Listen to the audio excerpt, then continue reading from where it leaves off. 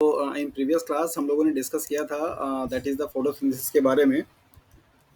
और देखा था कि फोटोसिंथेसिस का जो प्रोसेस है वो बेसिकली दो स्टेप्स में कंप्लीट होते हैं, दैट इज़ लाइट रिएक्शंस और डार्क रिएक्शंस। तो कल उनके बारे में हम लोगों ने ब्रीफ आउट कर लिया था कि लाइट रिएक्शंस का क्या क्या कॉन्सेप्ट होता है, क्या क्या चीज़ें उसमें होती हैं, कैसे प्रोसेस वो चलता है। और आज हम लोग कंटिन्यू करेंगे कार्बन का एसिमिलेशंस का, जिसको हम लोग मिसकॉन्सेप्टली डार्क रिएक्शंस के नाम से भी जानते हैं, राइट। और जिसको कि केल्विन साइकिल के नाम से भी जाना जाता है या C3 साइकिल के नाम से भी जाना जाता है। तो ये तीनों ही नाम बेसिकली एक ही उसके हैं, दैट इज़ केल्विन साइकिल या C3 साइकिल या कार्बन एसिमिलेशन। उससे पहले हम लोग यहाँ पे देखते हैं कि आपके सेल्स में या प्लांट की बॉडी में कार्बोहाइड्रेट का जो अब सिंथेसिस हो रहा है, उसके लिए क्या क्या पॉसिबल चीज़ें हो सकती हैं जहाँ पे सिंथेसिस आपका होगा। तो यहाँ पर आपको एक पिक्चर दिखाया जा रहा है जिसमें आपको दिया जा रहा है कि जो भी आपका लाइट डिपेंडेंट रिएक्शन था, that is the light reaction था, उस लाइट रिएक्शन से क्या बने, आपके एटीपी बने हैं और NADH बने हैं। तो ये आपको यहाँ पे दिखाई दे रहा है। और ये सिंथेसिस हो जाने के बाद अब इसके हेल्प से कार्बन डाइऑक्साइड और H2O को मिल करके क्या होगा, कंडेंसेशन होगा। और यहाँ पे फाइनली आपका क्या बनेगा, दैट इज द ट्रायोज बनता है। कई बार आपसे एग्जाम में सवाल पूछा जाता है कि केल्विन साइकिल का जो मेन प्रोडक्ट है वो क्या है। तो मोस्टली बच्चे गलती करके चले आते हैं कि उनको लगता है कि ग्लूकोज का सिंथेसिस होता है, क्योंकि रिएक्शंस में हमेशा ग्लूकोज पढ़ाया जाता है। लेकिन आप याद रखिएगा कि केल्विन साइकिल में बनने वाला जो कार्बन आपका होता है, वो कार्बोहाइड्रेट जो होता है वो ट्रायोस फॉस्फेट होता है, ग्लिसरॉल्डिहाइड 3 फॉस्फेट होता है, डाइहाइड्रोक्सीस्टोन फॉस्फेट होता है। इनका कन्वर्जन होता है, 3 कार्बन के कंपाउंड बनते हैं। डायरेक्टली कभी भी ग्लूकोज नहीं बनता, इनका इंटर कन्वर्जन होता है। तो जो प्रोडक्ट होता है आपका केल्विन साइकिल का या C3 साइकिल का, वो triose phosphate that is the glyceraldehyde 3 phosphate या डाइहाइड्रोक्सीस्टोन फॉस्फेट होता है। तो मोस्ट ऑफ द केसेस में जो स्टेबल और आपका जो प्रोडक्ट है वो क्या है, that is the glyceraldehyde 3 phosphate है, ना कि ग्लूकोज है। तो जो रिएक्शंस आप लोग लिखते हैं कि 6CO2 plus H2O is equal to glucose plus oxygen, वो ग्लूकोज उसका मेन प्रोडक्ट नहीं है, वो उसका इंटर कन्वर्जिबल पार्ट है। जब वो आपस में कंबाइंड होता है तब जाकर के आपका ग्लूकोज बनाता है। देखेंगे आज की क्लास में हम लोग। तो ये सवाल आपसे बना हुआ है कि केल्विन साइकिल का या C3 साइकिल का जो आपका प्रोडक्ट है वो क्या होता है और उसका नाम क्या है। और ऑप्शंस में आपको इस तरीके से भी दिया रहेगा, ग्लूकोज, सुक्रोज, फ्रक्टोज और ये। तो मोस्ट ऑफ द टाइम पे दिमाग में आ जाता है कि ग्लूकोज ही हम लोग रिएक्शन में पढ़ते हैं, तो ग्लूकोज ही इसका ऑप्शन होना चाहिए। और आप ग्लूकोज लगा करके बहुत ही कॉन्फिडेंस फील करते हैं कि ये वाला सवाल तो मेरा एकदम सही होना ही होना है। तो देखते हैं यहाँ पे। तो बेसिकली आपको दिखाया जा रहा है कि फर्स्ट स्टेप में कि लाइट रिएक्शंस के थ्रू जब आपका एटीपी और NADPH का फॉर्मेशन होगा, देन उसके हेल्प से केल्विन साइकिल आपका यहाँ पे चलना होगा, जिसको आप C3 साइकिल के नाम से भी जानते हैं। उस C3 साइकिल में कार्बन डाइऑक्साइड का क्या होता है, फिक्सेशन होता है, जिसे आप बोलते हैं carbon assimilation, right, CO2 assimilation. तो वहाँ पे आपका कार्बन डाइऑक्साइड मॉलिक्यूल्स और सेल्स में ऑलरेडी पहले से ही प्रेजेंट आपका एक 5 कार्बन का कंपाउंड होता है, जिसको आप राइबोलोज 5 फॉस्फेट के नाम से जानते हैं। वो कंबाइंड होकर के कंडेंस होकर क्या बनाता है, प्रोडक्ट बनाता है। तो इस तरीके से आपका केल्विन साइकिल के थ्रू जो बाई प्रोडक्ट बनेगा, क्या बनेगा, ट्रायोस फॉस्फेट बनेगा। ट्रायोस का मतलब होता है 3 कार्बन, फॉस्फेट का मतलब फॉस्फेट कंटेन किया हुआ। तो जैसा कि आपने ग्लाइकोलाइसिस में पढ़ा है कि 3 कार्बन का जो फॉस्फेट है वो क्या है, ग्लिसरॉल्डिहाइड 3 फॉस्फेट या डाइहाइड्रोक्सीस्टोन फॉस्फेट। तो इन इसके फॉर्मेशन होने के बाद ये कन्वर्जन किस में हो जाएगा, आपका हेक्सोस फॉस्फेट में। अब यहाँ पे फ्रक्टोज भी बन सकता है, ग्लूकोज भी बन सकता है। और इसके थ्रू आपका जैसा जरूरत रहेगा वो स्टार्च भी बन सकता है, स्टोरेज के रूप में काम करेगा। सेलुलोज का सिंथेसिस होता है, सेल वॉल की कंपोजिशन में काम करेगा। या सुक्रोज हो सकता है, जो कि आपका ट्रांसपोर्ट होकर के सेल्स में जाकर के मेटाबोलाइज होकर के ग्लूकोज बना देता है। So these are the three possible fates of a glucose metabolism in the that is a plant। कि जो फोटोसिंथेसिस के थ्रू कार्बन डाइऑक्साइड का एसिमिलेशन हुआ, उससे जो कार्बन के मॉलिक्यूल्स बने, उस कार्बन डाइऑक्साइड के मॉलिक्यूल्स का क्या क्या पॉसिबल फेट हो सकता है। दूसरा एक ब्रांच आपको और भी दिखाया जा रहा है कि यहाँ पे हेक्सोस फॉस्फेट से बनेगा क्या, पेंटोस फॉस्फेट, जो कि 5 कार्बन का होगा। और आपका ये क्या होगा, 6 कार्बन का होगा। इस 5 कार्बन से यहाँ पे मेटाबॉलिक प्रोसेसेस के थ्रू क्या क्या बनेगा, आपका न्यूक्लियोटाइड बायोसिंथेसिस होगी, तो DNA, RNA, प्रोटीन और लिपिड भी बन सकता है। सो सिंपली आप अगर इस फिगर को देख करके समझ पाएँ कि कितना डाइवर्स रोल है कार्बोहाइड्रेट का आपकी बॉडी में, मतलब प्लांट की बॉडी में, और उस सब फोटोसिंथेसिस की प्रोसेस से आप ऐसे समझिए कि जब तक अभी तक आपको ये दिमाग में रखा जाता है और आपको बताया जाता है कि कार्बोहाइड्रेट जो कि फोटोसिंथेसिस की प्रोसेस में बनती है, वो एज अ फूड का काम करता है, that means food making process होता है फोटोसिंथेसिस। बट अब इस फिगर को देख करके आपके दिमाग का जो कॉन्सेप्ट है थोड़ा सा चेंज हो जाना चाहिए कि the product of photosynthesis is not only used in the process of food storage, but still it has a diverse role, right. आप यहाँ पे देख सकते हैं कि फोटोसिंथेसिस की प्रोसेस से बनने वाले जो कार्बोहाइड्रेट के मॉलिक्यूल्स होते हैं उनका काम सिर्फ फूड के तरीके से काम में नहीं आना होता है, वो स्ट्रक्चरल कंपोनेंट भी हो सकते हैं और मेटाबोलाइट्स भी हो सकते हैं और स्टोरेज भी हो सकते हैं। तो ये चार आपको पॉसिबल जो यहाँ पे एप्लीकेशंस दिखाए जा रहे हैं, इससे आपको समझ में आना चाहिए कि जो भी कार्बोहाइड्रेट का मॉलिक्यूल्स आपका केल्विन साइकिल में C3 साइकिल में सिंथेसिस हो रही है, उसका बहुत ही डाइवर्सिफाइंग रोल है। वो ट्रांसपोर्ट के लिए मतलब कि आपका एज एनर्जी सोर्स भी काम कर सकता है, एज ए स्टोरेज का भी काम कर सकता है, एज ए स्ट्रक्चरल कंपोनेंट का भी काम कर सकता है, या फिर मोनोमर का भी काम कर सकता है, जिससे कि कई सारे मॉलिक्यूल्स का सिंथेसिस होगा, डीएनए का, प्रोटीन का, अन्य का या लिपिड का।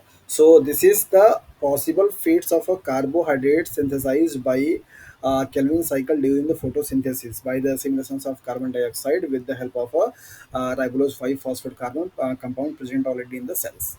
सो उनके हेल्प से बनने वाला जो अब चलने वाला जो आपका केल्विन साइकिल होगा, उस केल्विन साइकिल के थ्रू क्या क्या चीज़ें बन सकती हैं, वो कार्बोहाइड्रेट का क्या क्या पॉसिबल फेट हो सकता है, ये आपको यहाँ पे दिखाया गया। ओके।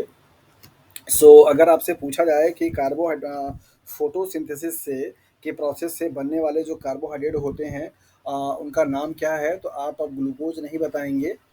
आपके पास जो आंसर होगा वो क्या हो जाएगा, ग्लूकोज गलत आंसर है। इसका आंसर है G3P, ग्लिसरॉल्डिहाइड 3 फॉस्फेट या DHAP।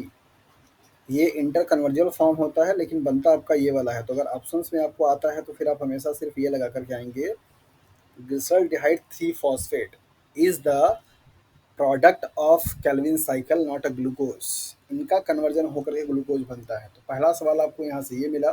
दूसरा, अगर आपसे कोई पूछता है कि फोटोसिंथेसिस से बनने वाले कार्बोहाइड्रेट का क्या पॉसिबल सिग्निफिकेंस है, what are the possible significance of carbohydrate molecule synthesize during the process of photosynthesis.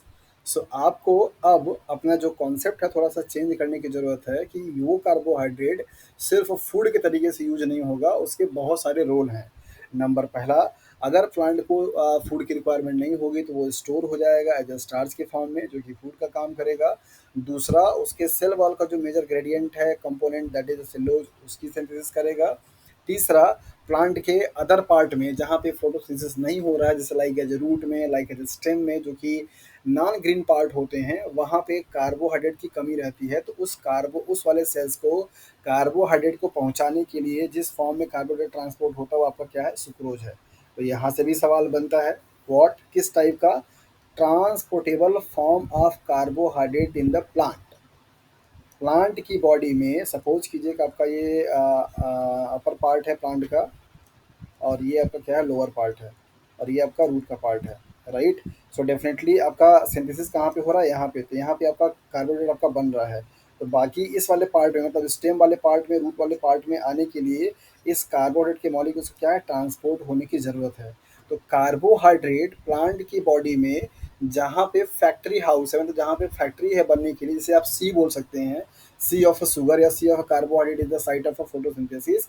While sink क्या होगा, जहाँ पे एकदम कमी होगी, तो कमी कहाँ पे होगा, नॉन ग्रीन पार्ट में, मतलब कि स्टेम में और रूट में।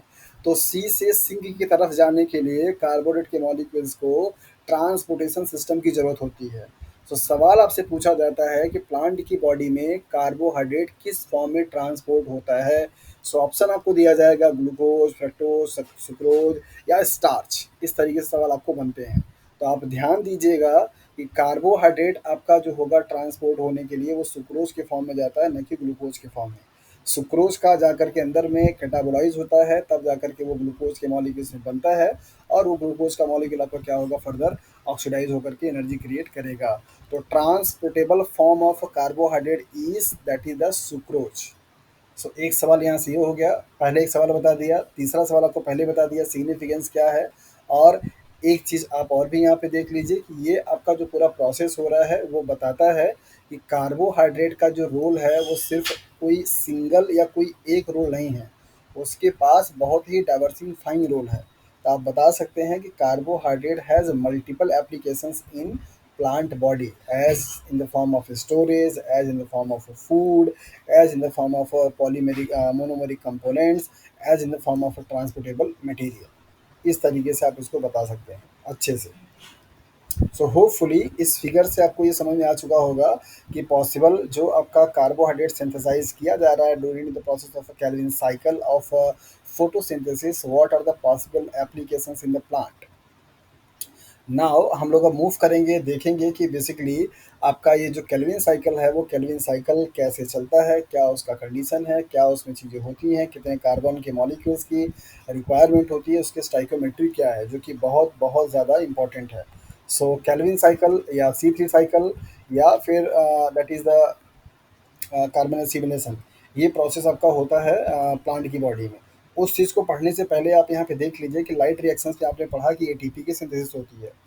लाइट रिएक्शंस में आपने पढ़ा कि एटीपी का क्या होता है, सिंथेसिस होता है। तो इस एटीपी को सिंथेसिस करने के लिए प्रोसेस आप लोगों ने माइटोकॉन्ड्रिया में पहले से पढ़ा हुआ है। तो यहाँ पे कंपैरेटिव स्टडी आपको दिखाया जा रहा है एनाटॉमी के बेसिस पे कि माइटोकॉन्ड्रिया में, क्लोरोप्लास्ट में और कोई अगर आपका एरोबिक रेस्पिरेशंस करने वाला बैक्टीरिया है, उन तीनों में एटीपी जो सिंथेसिस हो रही है उनका ओरिएंटेशन क्या है।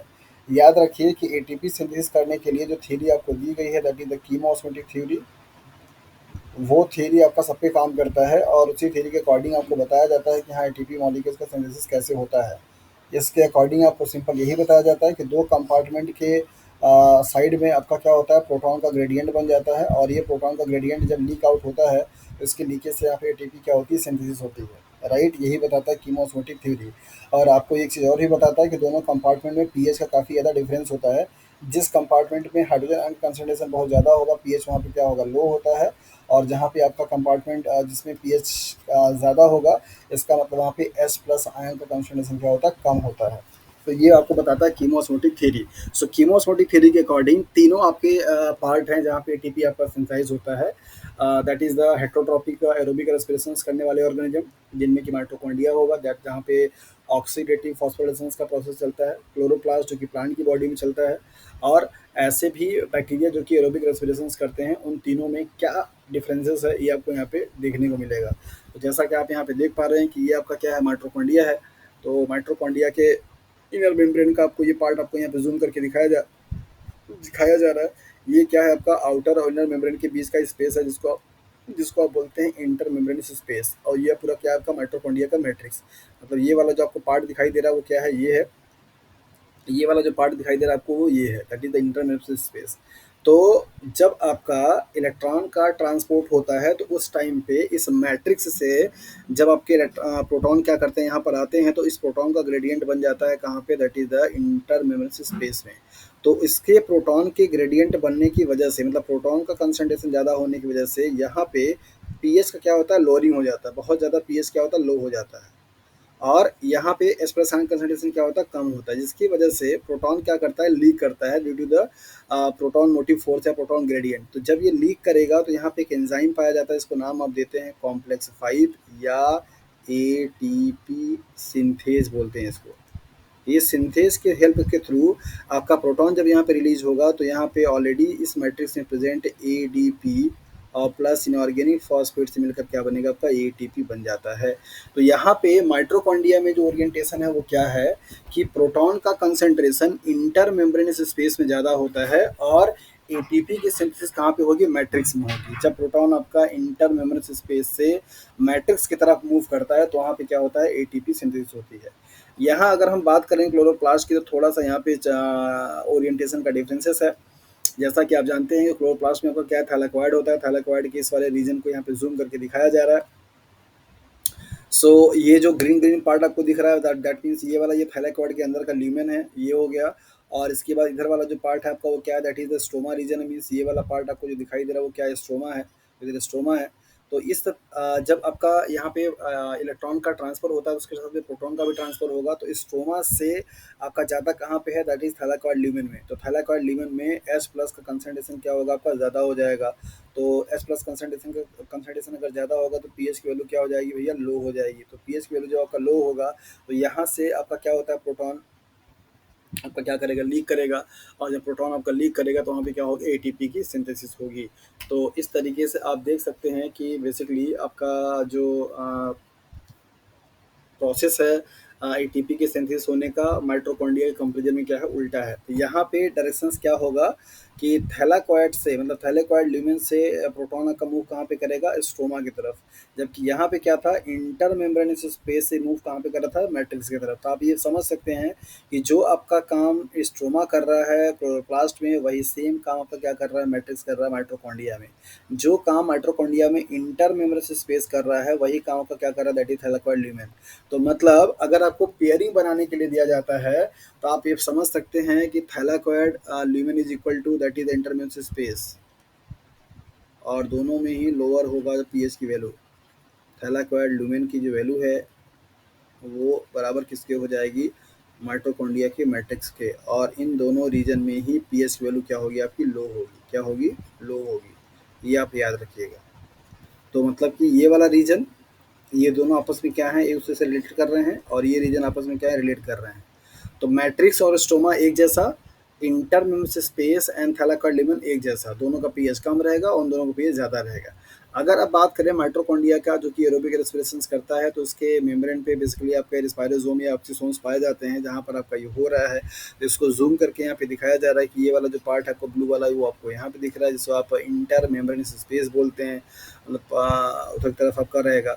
और इसके बाद यहाँ पे आपका जो होगा साइटोसॉल रहेगा। तो यहाँ पर आपको ये दिखाया जा रहा है कि इस इंटरमेस स्पेस में आपका एच प्लस कंसंट्रेशन क्या होता है, ज़्यादा हो जाता है, तब जाकर के आपका एटीपी बनता है। तो माइट्रोकॉन्डिया में और बैक्टीरिया में देखेंगे तो काफ़ी आपको सिमिलरिटीज दिखाई देगी। सिर्फ यहाँ पे डिफरेंसेस क्या है कि ये साइटोसॉल है और ये माइट्रोकॉन्डिया का मैट्रिक्स है। जैसा कि आप जानते हैं कि बैक्टीरिया में कोई ऑर्गेनिज्म आपका नहीं पाया जाता, दैट इज वाई साइटोसॉल इसका क्या करेगा, काम करेगा।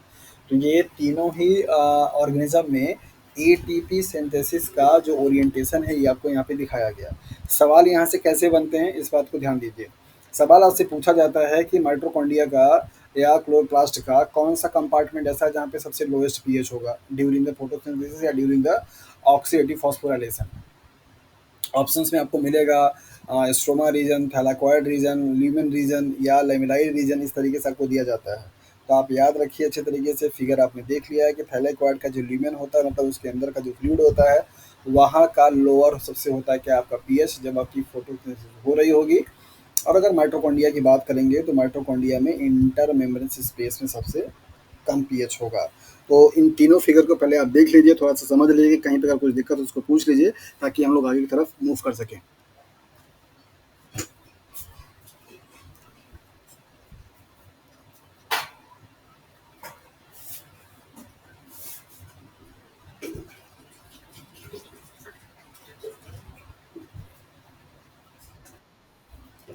हाँ जी, बोलिए।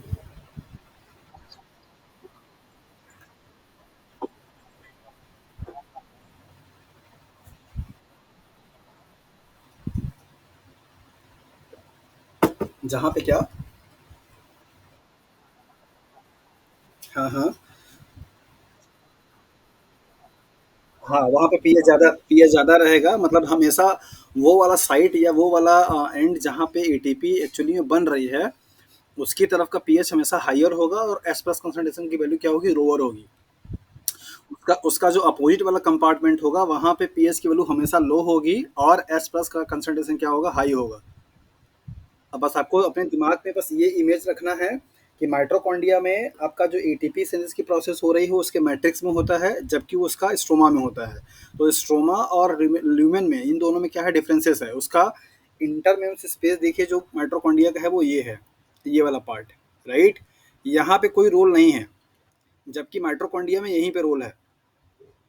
क्योंकि इसके पास खुद का भी एक ऐसा, यही कल आपको बता रहा था कि यहाँ पे तीन कंपार्टमेंट होते हैं। एक आपका पहला ये, दूसरा आपका ये, और तीसरा आपका ये ग्रीन के अंदर वाला। तो ये तीन कंपार्टमेंट हैं। तो सेकेंड और थर्ड कंपार्टमेंट के बीच में आपका हो रहा है ग्रेडियंट का क्रिएशन। जबकि यहाँ पर अगर देखा जाए, तो यहाँ पे पहला कंपार्टमेंट है, दूसरा आपका ये वाला compartment first and second compartment में होता है। तो यहाँ पे थोड़ा सा यही डिफरेंस है।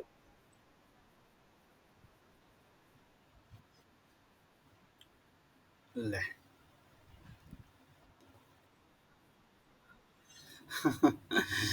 कोई बात नहीं। देखिए यहाँ पे मैं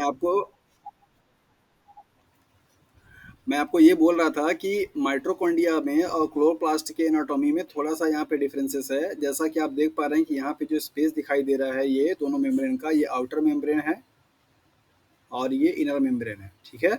और इन दोनों के मेम्ब्रेन के बीच का जो स्पेस है उसको आप बोलते हैं इंटर मेम्ब्रेन स्पेस। तो पहला कंपार्टमेंट आपका ये हो गया, दूसरा आपको ये जो स्ट्रोमा दिखाई दे रहा है ये हो गया, और तीसरा ये जो ग्रीन का ये जो ग्रीन है जिसको आप ल्यूमेन बोलते हैं, इसका स्ट्रक्चर कुछ इस तरीके से होता है लाइक दैट। तो इसके अंदर का जो कंपार्टमेंट है फ्लूइड है उसको हम थर्ड कंपार्टमेंट बोलते हैं। तो क्लोरोप्लास्ट में जो एटीपी की सिंथेसिस हो रही है वो कंपार्टमेंट सेकेंड और कंपार्टमेंट थर्ड इन दोनों के बीच में प्रोटॉन ग्रेडियंट बनता है। मतलब ल्यूमेन के अंदर, मतलब थर्ड के अंदर में सबसे क्या होगा, ज़्यादा होगा ल्यूमेन, मतलब that is S plus concentration या पी सबसे कम होगी, और वही जब लीक करेगा कहाँ पे, स्ट्रोमा रीजन में, तब जाकर क्या होगा, एटीपी बनेगा। जबकि अगर हम लोग माइट्रोकॉन्ड्रिया की बात करें तो यहाँ पे सिर्फ दो कंपार्टमेंट है, पहला आपका ये और दूसरा आपका ये।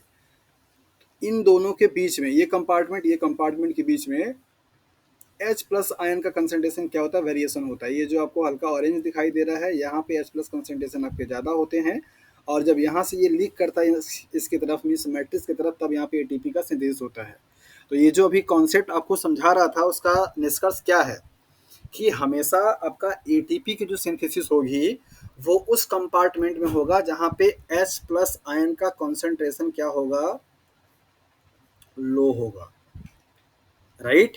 और आपका पीएच की वैल्यू क्या होगी, हाई होगी। तो यहाँ पे आप देखिए इन दोनों के कंपैरिजन में, मतलब मैट्रिक्स में और इंटर मेम्ब्रेन स्पेस में, इन दोनों में अगर देखा जाए तो आपका जो मैट्रिक्स होता है उसकी पीएच की वैल्यू क्या होती है, हाई होती है। मतलब H प्लस कंसंट्रेशन क्या होगा, आपका लो होगा। जबकि यहाँ की अगर आप लोग बात करेंगे तो यहाँ पे अगर देखा जाएगा तो H प्लस कंसंट्रेशन की वैल्यू क्या होगी, हाई होगी, और पीएच क्या होगा, आपका लो होगा।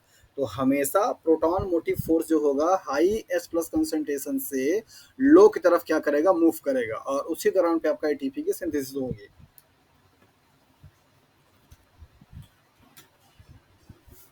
समझ आया?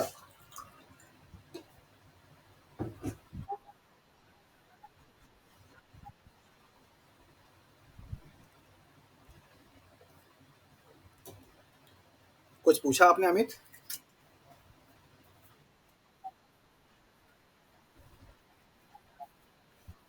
क्या क्या क्या हो रहा था?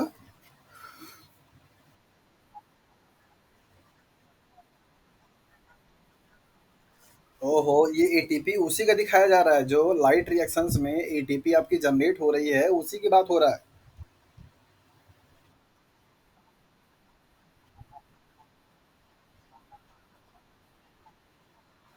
अच्छा, कल आपको ये बताया गया था कि लाइट रिएक्शंस चलता कहाँ पे है, तो लाइट रिएक्शंस कहाँ पे पाया जाएगा, थैलाकॉइड में पाया जाएगा। आज आप पढ़ रहे हैं कि उस लाइट रिएक्शंस में जो एटीपी की सिंथेसिस हो रही है वो कहाँ पे हो रही है। कल आपने थैलाकॉइड के बारे में इसलिए पढ़ा क्योंकि कल आपने पूरा का पूरा लाइट रिएक्शंस के बारे में पढ़ा था, पिगमेंट सिस्टम के बारे में पढ़ा था। उस लाइट रिएक्शंस के दौरान जो आपके इलेक्ट्रॉन्स और प्रोटॉन मूव किए, इलेक्ट्रॉन्स का जो मूवमेंट हुआ, प्रोटॉन का जो मूवमेंट हुआ, उनकी वजह से ग्रेडियंट बना, और वो ग्रेडियंट आपका कहाँ पे बन रहा है, यहाँ पे, और मतलब कि ल्यूमेन में थैलाकॉइड के। और यही जो ग्रेडियंट आपका बन रहा है बाद में चल करके जब ये रिलीज होगा आपका स्ट्रोमा में, तब आपका यहाँ पे एटीपी बनेगा। तो कल हम लोगों ने इस वाले पार्ट की बात किया था क्योंकि कल हम पढ़ रहे थे क्या, फोटोसिंथेसिस का लाइट रिएक्शन। यहाँ पे इस फिगर से आपको ये बताया जा रहा है कि लाइट रिएक्शंस में जो एटीपी बनी, जिसे आप फोटो फॉस्फोराइलेशन के नाम से जानते हैं, और माइटोकॉन्ड्रिया में जो एटीपी बना जिसे आप ऑक्सीडेटिव फॉस्फोरेशन के नाम से जानते हैं, उन दोनों के ओरिएंटेशन में चेंजेस है।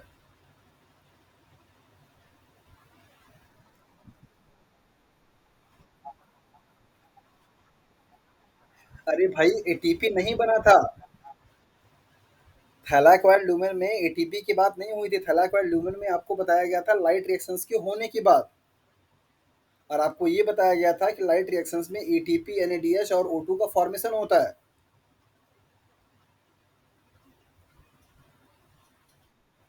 आपको कल ये बताया गया था कि लाइट रिएक्शन में O2, एटीपी, एनएडीएच का सिंथेसिस होता है, फॉर्मेशन होता है। ये नहीं बताया गया था ये इसका साइट होता है।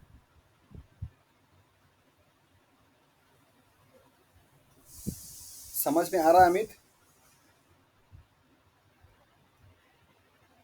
थैलाक्वाइड ल्यूमेन जो है वो आपका लाइट रिएक्शन होने का साइट है। एटीपी जो सिंथेसिस हो रही है वो लाइट रिएक्शंस का बाई प्रोडक्ट है।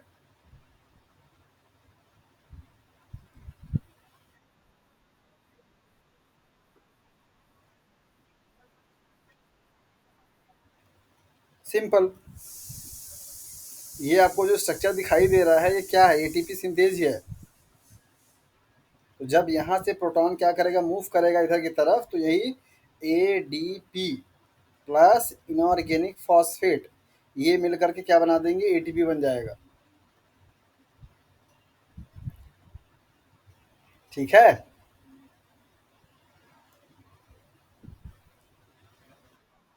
अमित आपको कन्फ्यूजन है तो आप पूछ लीजिए ऐसे, मतलब अपने अपने चीज़ों को हाइड मत कीजिए। आपको अगर अभी भी कहीं डाउट है, कोई चीज़ जो कि आपके दिमाग पे फिट हो गई है गलती से, आप उसको यही रेक्टिफाई कर लीजिए। क्या प्रॉब्लम है बताइए।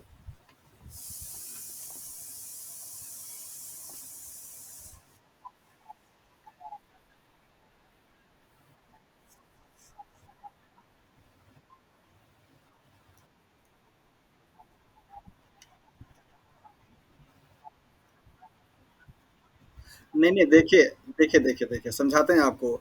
कल आपको पढ़ाया गया कि फोटोसिंथेसिस जो है वो दो स्टेप में चलता है। एक आपका चलता है लाइट रिएक्शन में और एक आपका चलता है डार्क रिएक्शन में। लाइट रिएक्शंस के लिए आपको बताया जाता है कि ये थैलाकोइड में पाया जाता है, राइट। और डार्क रिएक्शन के लिए बताया जाता है कि स्ट्रोमा में पाया जाता है। ओके। लाइट रिएक्शंस में ही आपको बताया गया कि एटीपी की सिंथेसिस होगी, एनएडीएच का सिंथेसिस होगा और O2 का सिंथेसिस होगा होगा। तो ये जो एटीपी आपका बन रहा है उसको बनने के लिए क्या चाहिए, प्रोटॉन ग्रेडियंट चाहिए। तो ये आपका जो थैलाकोइड का ल्यूमेन है इसी में बनता है आपका क्या है, प्रोटॉन का ग्रेडियंट। और उसी के मेम्ब्रेन पे आपका पाया क्या जाता है, दैट इज एटीपी सिंथेज, जिसे कॉम्प्लेक्स 4 5 भी बोला जाता है। तो जब आपका प्रोटॉन यहाँ से मूव करेगा तो और उसका लोकेशन किधर की तरफ है, स्ट्रोमा की तरफ। तो एक्चुअली में एटीपी जो बनेगा कहाँ पे बनेगा, स्ट्रोमा में बनेगा। ठीक है। चलिए, होपफुली कि अभी आपका कन्फ्यूजन दूर हो गया होगा। और ये फिगर आपको तीनों ये बताता है कि जो तीन डिफरेंट टाइप्स के ऑर्गेनिज्म हैं या दैट इज द सेल हैं जो कि परफॉर्म कर रहे हैं एटीपी के सिंथेसिस का अलग अलग कंडीशंस में, उनके लिए ओरिएंटेशंस क्या हैं, अलग अलग हैं। तो ओरिएंटेशंस कैसा है ये आपको यहाँ पे दिखाया गया और आपको होपफुली कि समझ में भी आ गया होगा। ओके। नाउ हम लोग यहाँ पे देखते हैं कि जो केमिकल रिएक्शंस होते हैं ऑक्सीडेटिव फोटोफॉस्फोराइलेशन में, मतलब ऑक्सीडेटिव फॉस्फोराइलेशंस में और फोटोफॉस्फोराइलेशंस में, उनके डायरेक्शंस में और क्या क्या चेंजेस होते हैं। तो जैसा कि आप लोगों ने अच्छे से तरीके से देखा कि जो ऑक्सीडेटिव फॉस्फोराइलेशंस है और जो फोटोफॉस्फोराइलेशंस है उनका रिएक्शन जस्ट एक दूसरे क्या है, उल्टा है। कैसे? ऑक्सीडेटिव में आपने देखा था कि आपका कार्बोहाइड्रेट का मॉलिक्यूल मीन्स C6H12O6 मिल करके 6O2 मॉलिक्यूल से यहाँ पे क्या बना रहा था, 6CO2 molecules plus 6H2O molecule बना रहा था। इसी रिएक्शन को अगर उल्टा कर दिया जाए, मतलब ये ऐसे हो और ये ऐसे हो, तो इसको आप क्या बोलेंगे, दैट इज द फोटोसिंथेसिस। और इसको आप क्या बोलेंगे, रेस्पिरेशन। तो रेस्पिरेशन में जो आपका होगा उसे आप क्या बोलते हैं, ऑक्सीडेटिव फॉस्फोराइलेशन। और इसको आप क्या बोलते हैं, फोटो फॉस्फोराइलेशन। तो डिफरेंस क्या है यहाँ पे ध्यान दीजिए। पहले हम लोग देखते हैं ऑक्सीडेटिव फॉस्फोराइलेशंस के बारे में, जहाँ पे आपका ऑक्सीजन मॉलिक्यूल क्या होता है, कंज्यूम होता है और फाइनली CO2 मॉलिक्यूल्स और H2O मॉलिक्यूल्स बन जाते हैं। तो ऑक्सीडेटिव फॉस्फोराइलेशंस की अगर हम लोग बात करेंगे तो यहाँ पे NADH क्या होता है, इलेक्ट्रॉन का बहुत बड़ा सोर्स होता है। इसके ऑक्सीडेशन होने से इलेक्ट्रॉन प्लस प्रोटॉन क्या होता है, रिलीज होता है। तो यहाँ पे NAD ने क्या किया, प्रोटॉन को रिलीज किया, इलेक्ट्रॉन को रिलीज किया। यहाँ पे NADH डिहाइड्रोजनस कॉम्प्लेक्स होता है जिसे कॉम्प्लेक्स 1B के नाम से भी जाना जाता है। ये क्या करेगा, इस तरीके से कुछ कैरियर प्रोटीन होते हैं उनके थ्रू होता होता होता यहाँ आएगा। और ये ऑक्सीजन मॉलिक्यूल्स आपका क्या करता है, अब इलेक्ट्रॉन को रिसीव करेगा और रिसीव करने के बाद आपका क्या बनता है, यहाँ पे H2O बन जाता है। तो इस तरीके से इस ऑक्सीडेटिव फॉस्फोराइलेशंस में ऑक्सीजन जो होता है सबसे लास्ट का टर्मिनल इलेक्ट्रॉन एक्सेप्टर होता है, जिसके पास इलेक्ट्रॉन को रिसीव करने की टेंडेंसी और एफिनिटी सबसे हाईएस्ट होती है पूरे आपके कॉम्प्लेक्सेस में। जितने भी कॉम्प्लेक्स आपको यहाँ पे दिखाई दे रहे हैं, कॉम्प्लेक्स 1, कॉम्प्लेक्स 2, कॉम्प्लेक्स 3, कॉम्प्लेक्स 4, इन सारे कॉम्प्लेक्सेस में सबसे ज़्यादा आपको इलेक्ट्रॉन को से बाइंड करने की जो एफिनिटी वो किसके पास है, ऑक्सीजन के पास है। तो NADH क्या है, आपका इलेक्ट्रॉन का सोर्स है, और उसी NADH और FADH से आपका प्रोटॉन भी क्या होता है, रिलीज होता है, और वो प्रोटॉन आपका चला जाता है ग्रेडियंट बनाने के लिए, और इलेक्ट्रॉन जो होता है वाटर मॉलिक्यूल के मतलब ऑक्सीजन मॉलिक्यूल्स को क्या करता है, रिड्यूस करता है, और तब जाकर के वहाँ पे H2O मॉलिक्यूल क्या होगा, सिंथेसिस होगा। तो ऑक्सीडेटिव फॉस्फोराइलेशन में क्या क्या चीज़ बनता है, नंबर पहला कि वहाँ पे आपका क्या बनेगा, CO2 जनरेट होगा, मतलब CO2 जो जनरेट होता है। और दूसरा आपको यहाँ पे है कि वहाँ पे आपका ऑक्सीजन का क्या होगा, रिडक्शन होगा, और उसके बाद बेसिकली क्या बनेगा, वाटर मॉलिक्यूल यहाँ पे बन जाते हैं। तो ये है कॉन्सेप्ट आपका ऑक्सीडेटिव फॉस्फोराइलेशन का, जहाँ पे NADH से आपका स्टार्टिंग हुआ और O2 के पास जाकर के ख़त्म हो गया। अगर हम लोग बात करें फोटो फॉस्फोराइलेशन की, तो ये जस्ट इसका उल्टा है। यहाँ पे देखिए, जो प्रोसेस आपको यहाँ पे दिखाई दे रहा है वो प्रोसेस आपको यहाँ पे दिखाई दे रहा है। तो यहाँ पे क्या है, लाइट आपका पड़ेगा, लाइट के पड़ने से वाटर मॉलिक्यूल क्या होंगे, स्प्लिट होंगे। सो फोटो फॉस्फोराइलेशन में सोर्स ऑफ इलेक्ट्रॉन क्या होंगे, सोर्स ऑफ इलेक्ट्रॉन क्या होगा, दैट इज द H2O।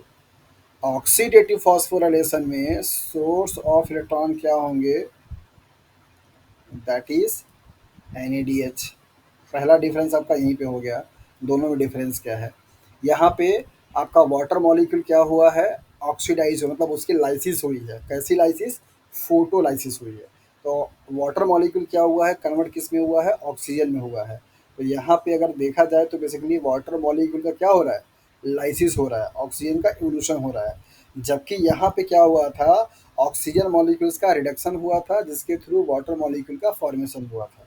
तो जस्ट उसके उल्टा। अब आपका वेरियस यहाँ पे भी आपके क्या है, इलेक्ट्रॉन को करने वाले कैरियर प्रोटीन मॉलिक्यूल हैं। और ये कैरियर प्रोटीन मॉलिक्यूल्स होते हुए आपका फोटो सिस्टम फर्स्ट में आएगा, और यहाँ पे आपके फेरिडॉक्सिन होंगे जो कि ऑक्सीडाइज और रिलीज फॉर्म में होता रहता है, और अल्टीमेटली आपका यहाँ पे क्या होगा, that is the NADPH molecules, NADP जो प्लस मॉलिक्यूल्स होते हैं जो कि आपके ऑक्सीडाइज फॉर्म में होते हैं, हाइड्रोजन से रिएक्ट करके क्या बना देगा, NADPH मॉलिक्यूल्स बन जाता है। तो यहाँ पे NADS के मॉलिक्यूल्स का क्या हुआ, रिडक्शन हुआ। यहाँ पे NADH के मॉलिक्यूल से क्या हुआ, ऑक्सीडेशन हुआ। तो पहला पॉइंट आप क्या लिखेंगे, अगर इन दोनों में डिफरेंस लिखना रहेगा आपको, तो पहला कि यहाँ पे सोर्स ऑफ इलेक्ट्रॉन क्या होता है, वाटर होता है in the case of a photophosphorylation, जबकि in the case of oxidative phosphorylation source of electron क्या होगा, NADH होगा। दूसरा पॉइंट आप यहाँ पे क्या लिखेंगे कि NADH के मॉलिक्यूल्स का ऑक्सीडेटिव फॉस्फोराइलेशन में क्या होता है, ऑक्सीडेशन होता है। जबकि फोटो फॉस्फोरेशन के केस में क्या होता है, रिडक्शन होता है। यहाँ पे आप देख पा रहे हैं, यहाँ पे रिडक्शन हो रहा है, यहाँ पे ऑक्सीडेशन हो रहा है। क्लियर है। सो this is the basic difference and basic idea about the oxidative phosphorylation and photo phosphorylation. आपको इसके पहले भी इसके बारे में दो फैक्ट बता चुका हूँ। ऑक्सीडेटिव फॉस्फोराइलेशन आपका हेट्रोट्रॉपिक जो ऑर्गेनिजम्स होते हैं उनमें प्राइम और प्रिंसिपल प्रोसेस होती है ATP को बनाने के लिए, जबकि ऑटोट्रॉपिक ऑर्गेनिजम्स में ATP को बनाने के लिए दो मशीनरी है, और वो डिपेंड करेगा सिचुएशन पे। अगर लाइट की प्रेजेंस की बात होगी, मीन्स डे टाइम की अगर बात करेंगे, तो प्रिंसिपल जो आपका कंपोनेंट होगा या प्रिंसिपल जो प्रोसेस होगी ATP को बनाने के लिए, वो फोटो फॉस्फोराइलेशन होगा, न कि ऑक्सीडेटिव फॉस्फोराइलेशन। लेकिन उसी प्लांट में अगर हम लोग डार्क फेज की बात करते हैं, that means what, in the absence of light की बात अगर करते हैं, तो वहाँ पे oxidative phosphorylation will be principal process for ATP production in the plant. So plant have a two pathway and two processes to make their ATP for the various metabolic processes. It depend upon the situation. If light is present, plants are getting exposed to the light, then the photo phosphorylations will be the prime process for the production of ATP. While in the absence of light or not getting exposed to the light, then oxidative phosphorylation process will be the principal process for ATP production. But in the case of animal, there is only and only one process, that is oxidative phosphorylation.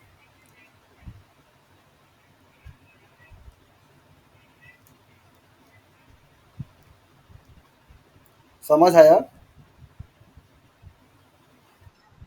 क्या अगर अभी आप लोगों को oxidative phosphorylation और photophosphorylation में difference लिखना हो अपनी अपनी कॉपी पे, तो 6-7 पॉइंट लिख सकते हैं।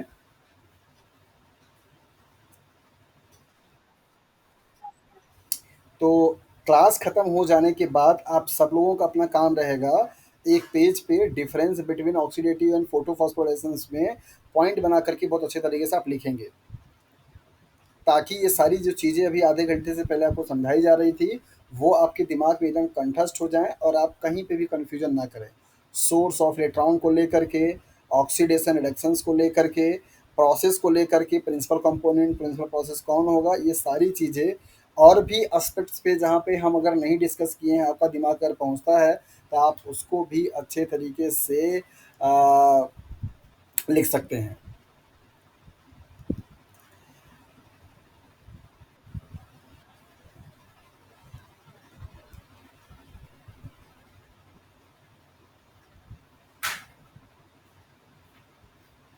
हेलो?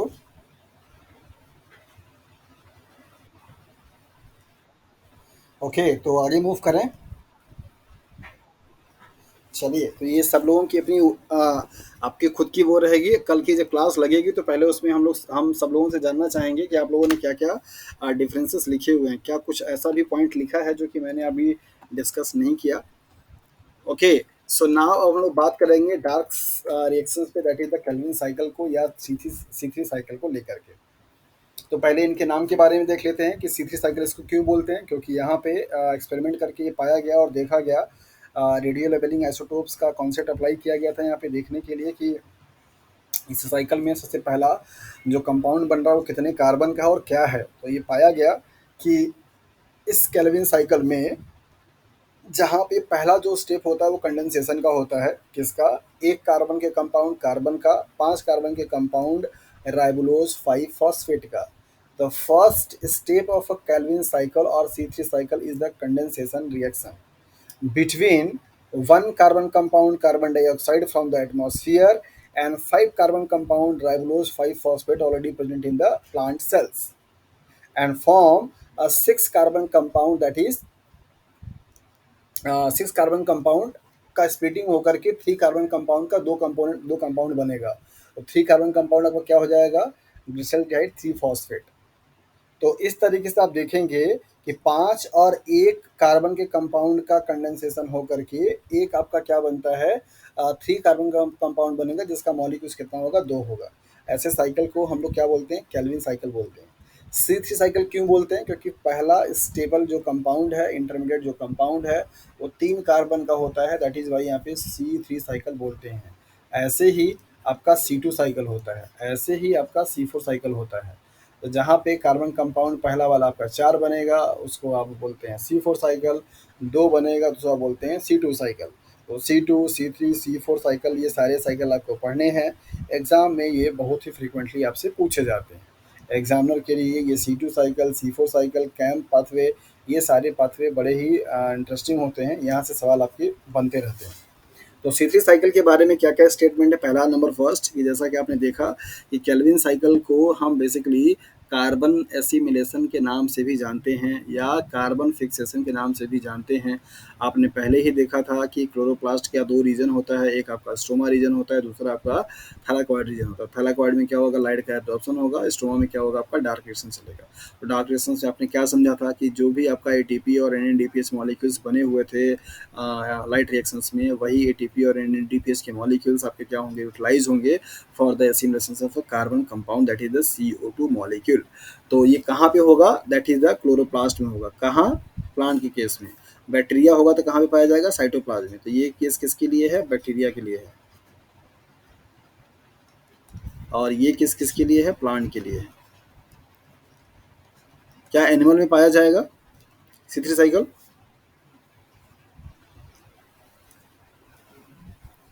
क्या एनिमल में C3 साइकिल पाया जाएगा? इस एनिमल हैज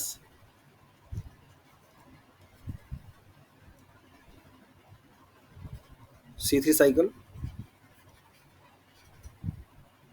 बताइए।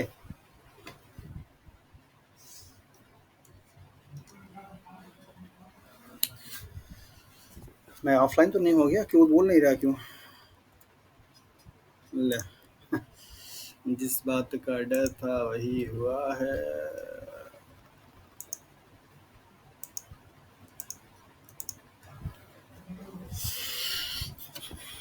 जिसका मुझे थामते जाना,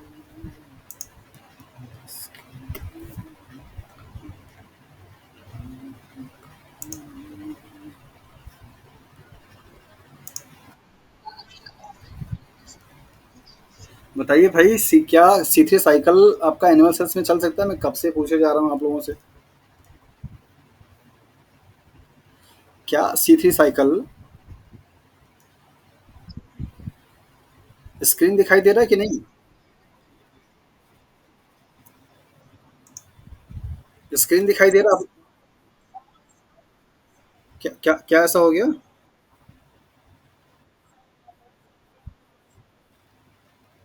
हाँ हाँ हाँ, 50%। हाँ हाँ, 50।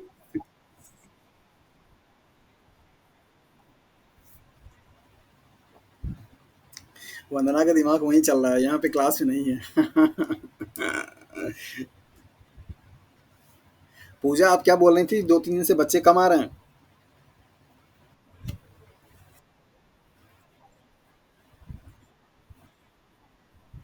हाँ हाँ, हमें सुनाई दे रहा है एकदम अच्छे से। आप लोगों को नहीं सुनाई दे रहा मेरी आवाज़? क्या मेरी आवाज़ सुनाई दे रही है आप लोगों को?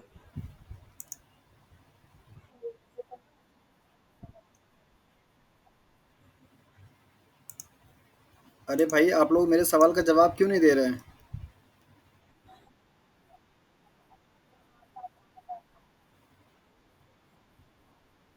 मैं कब से यहाँ पे सवाल पूछ के वेट कर रहा हूँ भाई, जवाब दीजिए। पूछ भी रहा हूँ कि एक एनिमल सा।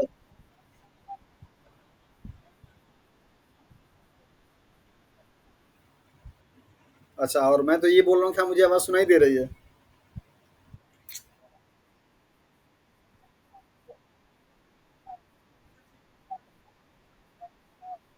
अभी अभी सुनाई दे रहा है?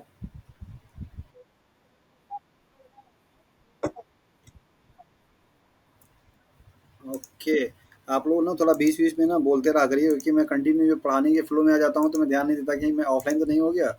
और उसके चक्कर में यही हो जाता है कि मैं एकदम क्वेश्चंस लिख करके पूछता रहता हूँ, ये पता चलता है कि आप लोग तो सुने ही नहीं है। अच्छा, तो मैं अब पूछ रहा हूँ कि कहाँ से आप लोग नहीं सुन पाए थे?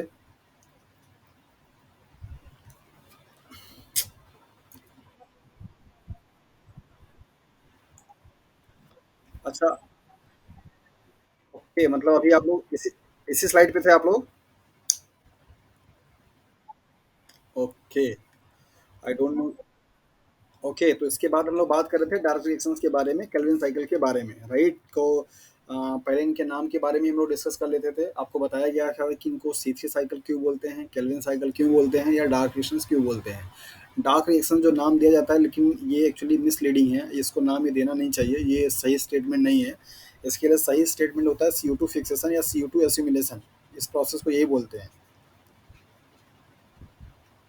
डार्क रिएक्शन तो बस सिर्फ ऐसे कंपैरेटिवली पढ़ने के लिए, क्योंकि इसके पहले पढ़ते क्या है, that is the light reaction. तो लाइट का कंट्रास्टिंग क्या होता है, that is the dark, that is why इसको हम लोग इस तरीके से बोल देते हैं। अदरवाइज इसका सही नेम क्या है, कार्बन का एसिमुलेशन। ओके। तो इस रिएक्शंस में एक्सपेरिमेंट किए गए हैं इस चीज़ को जानने के लिए कि पहला कंपाउंड आपका क्या बन रहा है और क्या इसके इंटरमीडिएट बनते हैं। उस चीज़ को जानने के लिए रेडियो लेबलिंग करके एक्सपेरिमेंट किया गया और पाया गया कि केल्विन साइकिल में पहला जो कंपाउंड बनता है वो 3 कार्बन का बनता है। दैट इज वाई इसको हम C3 साइकिल के नाम से जानते हैं। ऐसे ही जिस साइकिल में आपका 2 कार्बन का कंपाउंड बनता है उसको आप C2 साइकिल बोलते हैं। जिस साइकिल में आपका 4 कार्बन कंपाउंड बनता है उसको आप C4 साइकिल के नाम से जानते हैं। तो आपके एग्जाम में C3, C2, C4 साइकिल बड़ा ही अच्छे तरीके से एग्जाम में पूछा जाता है और इससे सवाल कई सारे बनते हैं। ओके, तो अच्छे तरीके से इसको पढ़िए कि C3 साइकिल का क्या कॉन्सेप्ट होता है और क्यों इसको हम C3 के नाम से जानते हैं। तो आपने जाना कि इसमें 3 कार्बन का कंपाउंड बनता है, that is the glyceraldehyde 3 phosphate, that is why इसको हम बोलते हैं C3 साइकिल। ओके। यहाँ पर आपको बताया जा रहा है कि ये जो साइकिल होगी वो क्लोरोप्लास्ट के स्ट्रोमा में पाया जाता है। कहाँ पे? क्लोरोप्लास्ट के स्टोमा में। तो ये बेसिकली किसके लिए बात हो रही है? प्लांट के लिए बात हो रही है। लेकिन यही प्रोसेस अगर बैक्टीरिया में होगा तो वो कहाँ पाया जाएगा आपका? दैट इज द साइटोसॉल में, बैक्टीरिया में। तो अगर कोई फोटोसिंथेटिक करने वाला बैक्टीरिया है और केल्विन साइकिल चल रही है तो वहाँ पे उसकी लोकेशन क्या होगी? साइटोसॉल होगी। जबकि अगर प्लांट सेल्स की बात करेंगे तो कहाँ पे होगा? स्टोमा ऑफ द क्लोरोप्लास्ट होगा। मेरा सवाल ये था कि क्या एनिमल सेल्स में भी केल्विन साइकिल चल सकता है?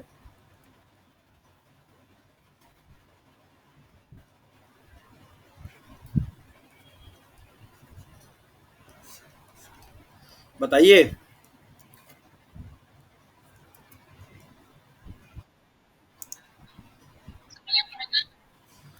नहीं नहीं, मैं ऐसे नॉर्मल की बात कर रहा हूँ। वो तो उसके पास तो होता ही है नॉर्मली, जितने भी एनिमल सेल्स होते हैं जैसे। चलिए एनिमल एनिमल वर्ड काट देते हैं, तो यहाँ पर बात करते हैं ह्यूमन बींग्स की। अच्छा भैया, क्यों? क्योंकि यहाँ पे तो कोई लाइट की रिक्वायरमेंट नहीं है, तो डार्क फेज में हो रहा है, तो फिर डार्क में तो हम लोग भी काम कर सकते हैं, मतलब हमारे पास कोई दिक्कत तो ऐसा नहीं, तो फिर एनिमल सेल्स में क्यों नहीं चल रहा?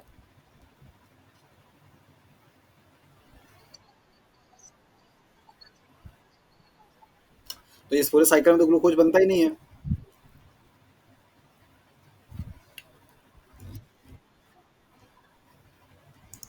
बताइए कि ये आपका जो साइकिल है, केल्विन साइकिल, जिस तो CO2 तो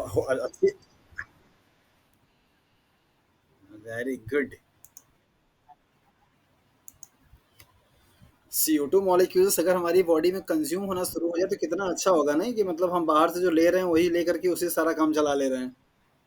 तो ये तो अच्छी बात होती ना कि अगर हमारा CO2 एसिमिलेट हो जाता, जो CO2 हम लोग रिलीज कर देते हैं, अगर वो CO2 का मॉलिक्यूल्स अगर एसिमिलेट हो जाता तो कितना अच्छा रहता। नहीं?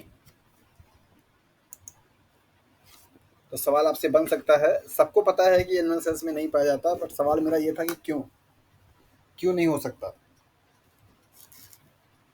ओके। तो अभी इस रिएक्शंस को पढ़ने के बाद आप लोगों को ये आंसर बहुत अच्छे से मिल जाएगा साइंटिफिकली कि ऐसा क्या है जो कि C3 साइकिल सिर्फ और सिर्फ उन सभी में चल सकता है, हमारी बॉडी में नहीं, जबकि इसके लिए कोई लाइट की रिक्वायरमेंट नहीं है, कोई पिगमेंट का रिक्वायरमेंट नहीं है, नॉर्मल प्रोसेस है ये। जब पिगमेंट का भी ज़रूरत नहीं है और लाइट की भी ज़रूरत नहीं है, तो फिर एनिमल सेल्स में क्यों नहीं चल सकता है, या हमारी बॉडी में क्यों नहीं चल सकता है, सिर्फ उन्हीं बॉडी में क्यों? तो देखेंगे अभी हम लोग यहाँ पे। तो आपको यहाँ पे स्टेटमेंट दिया गया कि ये डार्क रिएक्शंस या जो केल्विन साइकिल या C3 साइकिल जो है वो कहाँ पे चल रहा है? स्ट्रोमा ऑफ द क्लोरोप्लास्ट में, साइटोसोल ऑफ द बैक्टीरिया में। यहाँ पे होता क्या है? CO2 का एसिमिलेशन होता है 3 स्टेज में। 3 स्टेप की प्रोसेस होती है जिसमें आपका CO2 का मॉलिक्यूल्स क्या होता है? कंबाइंड होता है। केल्विन साइकिल का पहला जो स्टेप होता है, जो रिएक्शंस होता है, वो क्या होता है? एक 5 कार्बन का कंपाउंड CO2 मॉलिक्यूल्स के साथ में क्या होता है? कंबाइंड होता है। और यहाँ पे 2 कंपाउंड बनते हैं 3 कार्बन के। तो पहला आपका जो यहाँ पे CO2 का फिक्सेशन हो रहा होता है, उसमें एक एक कार्बन का कंपाउंड 5 कार्बन के कंपाउंड से रिएक्ट करके 6 कार्बन कंपाउंड बनाता है, जो कि स्प्लिट होकर के 3 कार्बन का 2 मॉलिक्यूल्स बना देता है। तो बेसिकली अगर देखा जाए तो केल्विन साइकिल का पहला जो कंपाउंड है वो आपका क्या है? कंडेंसेशन प्रोडक्ट है, क्योंकि यहाँ पे आपका दोनों मॉलिक्यूल्स का आपस में जुड़ना हुआ, कंडेंस होकर के आपका यहाँ पे क्या हुआ? फॉर्मेशन हुआ। तो CO2 एसिमिलेशन बेसिकली आपका 3 स्टेप का प्रोसेस होता है, और इस 3 स्टेप्स के प्रोसेस में पहला आपका जो स्टेप है दैट इज द कार्बोक्सिलेशन है। तो कार्बोक्सिलेशन का मीन क्या है कि राइबोलोज 1,5 बिस फॉस्फेट कार्बोक्सिलेज और ऑक्सीजनेज, ये एक एंजाइम होता है जिसको आप बोलते हैं that is the rubisco. RU4 का मतलब होता है राइबोलोज, BIS का मतलब होता है बिस, C का मतलब होता है कार्बोक्सिलेज, और O का मतलब होता है ऑक्सीजनेज। इसके पास दोनों ही एक्टिविटी होती है। ये ऑक्सीजनेज भी कर सकता है और कार्बोक्सिलेज भी कर सकता है। ऑक्सीजनेज एक्टिविटी शो करेगा तो वहाँ पे दूसरा प्रोसेस चलेगा, और कार्बोक्सिलेज एक्टिविटी शो करेगा तो वहाँ पे दूसरा प्रोसेस चलेगा। तो पूछा जाता है कि केल्विन साइकिल में जो कार्बोक्सिलेशन की प्रोसेस हो रही है वो रूबिस्को की कौन सी एक्टिविटी है, या किस एक्टिविटी की वजह से कार्बोक्सिलेशन की प्रोसेस परफॉर्म होती है, या कार्बन का एसिमिलेशन RUBP के मीन्स रूबिस्को के किस एक्टिविटी की वजह से परफॉर्म की जाती है? तो आपका आंसर होना चाहिए कार्बोक्सिलेज। कार्बोक्सिलेज एक ऐसा एंजाइमेटिक एक्टिविटी है जहाँ पे कार्बोक्सिलेशंस की प्रोसेस क्या है, परफॉर्म की जाती है। और कार्बोक्सिलेशंस का मतलब होता है CO2 मॉलिक्यूल्स का एडिशन होना। अगर डीकार्बोक्सिलेशंस की बात किया जाएगा तो वहाँ पे CO2 मॉलिक्यूल्स का क्या होगा, रिलीजिंग होना होगा। तो चूंकि यहाँ पे CO2 मॉलिक्यूल्स आपका लग रहा है, CO2 मॉलिक्यूल्स आपके यहाँ पे जुड़ते हैं, दैट इज़ वाई आप इसको कार्बोक्सिलेशंस के नाम से जानते हैं। ये जो एंजाइम है ये बहुत बड़ा इंपॉर्टेंट रोल प्ले करता है फोटोसिंथेसिस के ऑर्गेनिज्म में। अगर ये एंजाइम हमारी बॉडी में भी पाया जाए तो आगे की जो प्रोसेस है कैल्विन साइकिल को, इसको हम लोग अच्छे तरीके से परफॉर्म कर सकते हैं।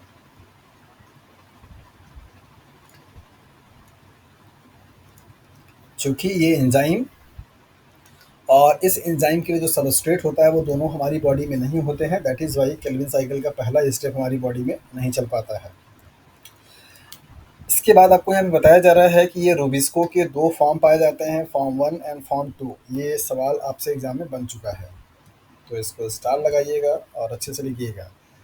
फॉर्म 1 जो है वो कहाँ-कहाँ पाया जा सकता है? वैस्कुलर प्लांट में, मतलब जितने भी आपके जिम्नोस्पर्म, एंजियोस्पर्म, टेरिडोफाइट जो पाए जाते हैं।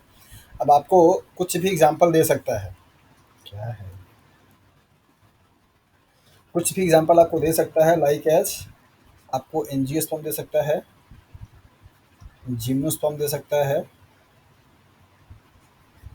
या टेरिडोफाइट्स आपको दे सकता है। दे करके पूछा जा सकता है कि इन सब में रूबिस्को का कौन-सा फॉर्म पाया जाता है? फर्स्ट या सेकंड या फर्स्ट एंड सेकंड बोथ या नन? तो याद रखिएगा, वैस्कुलर प्लांट का मतलब होता है जिसमें वैस्कुलर बंडल सिस्टम पाया जाता हो। जाइलम और फ्लोएम सेल्स पाई जाने वाली सेल्स को वैस्कुलर सेल्स के नाम से जानते हैं, और ऐसे प्लांट जिनमें ये सेल्स पाई जाती हैं उनको वैस्कुलर प्लांट के नाम से जाना जाता है। तो वैस्कुलर बंडल सिस्टम का जो डेवलपमेंट हुआ, ओरिजिन हुई, वो टेरिडोफाइटा से हुआ था। उसके पहले जो आप लोग पढ़ते आए हैं एल्गी और फंजाई, वो सब के सब उसमें वैस्कुलर बंडल का फॉर्मेशन नहीं पाया जाता है। तो वो सब के सब किस में आते हैं? That is the not true plant में आते हैं। तो वैस्कुलर बंडल रखने वाले जितने प्लांट होंगे वो कौन-कौन से हैं? एंजियोस्पर्म है, जिम्नोस्पर्म है और टेरिडोफाइट्स हैं। इन तीनों की कैटेगरी में पाए जाने वाले जितने भी प्लांट होंगे उन सभी में फॉर्म नंबर 1 पाया जाएगा किसका? रूबिस्को का। एल्गी में भी वही है और साइनोबैक्टीरिया में भी वही है। तो जितने वैस्कुलर प्लांट हैं और एल्गी हैं और साइनोबैक्टीरिया हैं, इन सब में पाया जाने वाला जो आपका रूबिस्को होगा वो एग्जाम्पल किसका है? फॉर्म 1 का।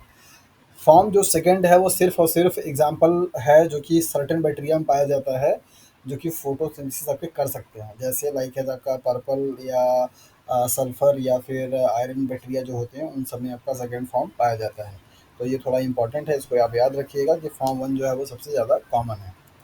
इसके बाद है दूसरा फेज आपका जो आता है। पहला आपका फेज क्या होगा? दैट इज द कार्बोक्सिलेशन हो गया। दूसरा फेज आपका क्या है? रिडक्शन हो गया। तो कार्बोक्सिलेशन का मतलब क्या हुआ कि CO2 मॉलिक्यूल्स का राइबोलोज बिस फॉस्फेट के साथ में जुड़ करके यहाँ पे क्या बनाना? 3 PGA बना देना। इसके बाद क्या है आपका? रिडक्शन है। The conversion of 3 phosphoglycerate, 3 PGA से बोलते हैं, 3 PGA टू ग्लिसरेट 3 फॉस्फेट। याद रखिएगा ये आपके कंपाउंड बड़े कंफ्यूजिंग होते हैं। 3 PGA 3 फॉस्फोग्लिसरेल्डिहाइड या G3P ग्लिसरल्डिहाइड 3 फॉस्फेट, ये दोनों ही नाम बड़ा कंफ्यूज करते हैं और दोनों ही नाम आपके ऑप्शंस में दिए जाते हैं। पूछा जाता है कि पहला कंपाउंड स्टेबल क्या है? तो G3 PGA और G3P, इन दोनों में कन्फ्यूजन थोड़ा सा होता है, इसको अच्छे तरीके से समझ लीजिएगा। तो यहाँ पर आपको दिया जा रहा है कि 3 फॉस्फोग्लिसरेट जो कि आपका कार्बोक्सिलेशन से बना, तो मतलब पहला जो स्टेबल कंपाउंड आपका बना C3 साइकिल्स में, वो क्या बना? 3 PGA बना। अब उसके बाद कन्वर्जन किस में होगा? G3P में होगा। उसको आप क्या बोलते हैं? रिडक्शन बोलते हैं। क्या बोलते हैं? रिडक्शन बोलते हैं। रीजनरेशन, रीजनरेशन का मतलब होता है कि वही RUBP, मतलब राइबोलोज बिस फॉस्फेट, जो 5 कार्बन का कंपाउंड था, वही 5 कार्बन कंपाउंड फिर से क्या होगा? रीजनरेट हो जाएगा। उसी प्रोसेस को आप रीजनरेशन के नाम से जानते हैं। तो यहाँ पे देखते हैं पहले पूरा समरी। यहाँ पे लिखा गया है कि G3P is the final product not glucose. Glyceraldehyde 3-phosphate is the final product of Calvin cycle, C3 cycle, Dark reaction, not glucose. तो जो रिएक्शंस में आपको डायरेक्टली ग्लूकोज लिख करके दिखाया जाता है वो आपके आंसर को गलत कर सकता है, गलत कर देगा। तो इसको हमेशा याद रखिएगा। एक केल्विन साइकिल में जो फाइनल प्रोडक्ट होता है वो आपका G3P होता है, ना कि ग्लूकोज या फिर आपका 3PGA होता है। 3PGA is the first stable compound of the Kelvin cycle, while G3P is the final product of the Kelvin cycle. Glucose is neither first nor final product.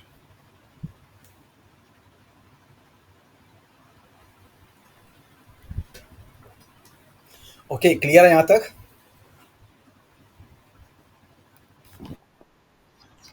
आगे बढ़ें।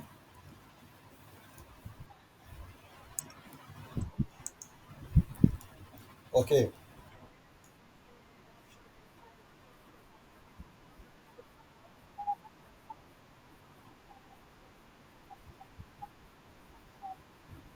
अच्छा। ओके। तो जो कंफ्यूज होने वाले वर्ड थे उनको जरा आप अच्छे से ध्यान में रख लीजिए। तो मैं फिर से आपको पहले भी लिख कर लिखा था, फिर से यहाँ पे लिख दे रहा हूँ। 3PGA और G3P, इन दोनों का अलग अलग मतलब है। 3PGA का मतलब होता है 3 फॉस्फोग्लिसरेट, G3P का मतलब होता है ग्लिसरॉल्डिहाइड 3 फॉस्फोरेट, राइट, या 3 फॉस्फेट। तो पहला आपका जो स्टेबल कंपाउंड होगा वो क्या होगा, that is the 3PGA stable compound first. और ये क्या होगा आपका फाइनल कंपाउंड, किसमें, कैल्विन साइकिल में। तो देख लेते हैं, अभी यहाँ पे आपको दिख भी जाएगा। अब ये है आपका केल्विन साइकिल का पूरा प्रोसेस। तो इसमें थोड़ा सा आप अच्छे से समझिएगा। यहाँ पे कैलकुलेशन अगर देखिए तो एक आपका ये ग्लूकोज का मॉलिक्यूल है, दैट इज द RUBP, इसका फुल फॉर्म है राइबोलोज बिस फॉस्फेट। राइबोलोज बिस फॉस्फेट एक 5 कार्बन का क्या है, कंपाउंड है, कौन, ये। और यहाँ पे एक आपका क्या है, CO2 मॉलिक्यूल, जो कि 1 कार्बन का कंपाउंड है। तो 3 मॉलिक्यूल, मतलब यहाँ पे टोटल ये इसको बनाने के लिए 3 मॉलिक्यूल्स ऑफ RUBP। कितना मॉलिक्यूल्स, 3 मॉलिक्यूल। तो कितना हो जाएगा, 15 कार्बन। और इसके बाद 3 मॉलिक्यूल्स ऑफ CO2। तो 3 मॉलिक्यूल्स अगर CO2 का लगेगा तो एक CO2 में 1 कार्बन, तो 3 CO2 में कितना हो जाएगा आपका, 3 कार्बन। तो CO2 में 1 कार्बन है, तो इसको आप यहाँ पर लिख सकते हैं 1 × 3 बराबर कितना हो जाएगा, 3। तो टोटल 18 कार्बन का क्या हुआ, इन्वॉल्वमेंट हुआ। कहाँ से, यहाँ से 3 कार्बन का, यहाँ से एक CO2 में 1 कार्बन, तो 3 मॉलिक्यूल्स में 3 कार्बन। एक RUBP में 5 कार्बन, 1 2 3 4 5, 5 कार्बन, तो 3 मॉलिक्यूल में कितना हुआ, 15 मॉलिक्यूल। तो 15 + 3 = 18 कार्बन का कन्वर्जन किस में हो रहा है, 3 कार्बन कंपाउंड के 6 मॉलिक्यूल में। तो 6 × 3 = 18। यहाँ पे देखिए 1 2 3, 3 कार्बन का आपका कंपाउंड है 3PGA, दैट इज द 3 फॉस्फोग्लिसरॉल्डिहाइड। और यही आपका क्या है, इस केल्विन साइकिल में फर्स्ट स्टेबल कंपाउंड। और ये क्या है आपका, फर्स्ट CO2 एक्सेप्टर। ये क्या है, फाइनल प्रोडक्ट ऑफ C3। तो इन तीनों के बारे में अच्छे से याद रखिएगा।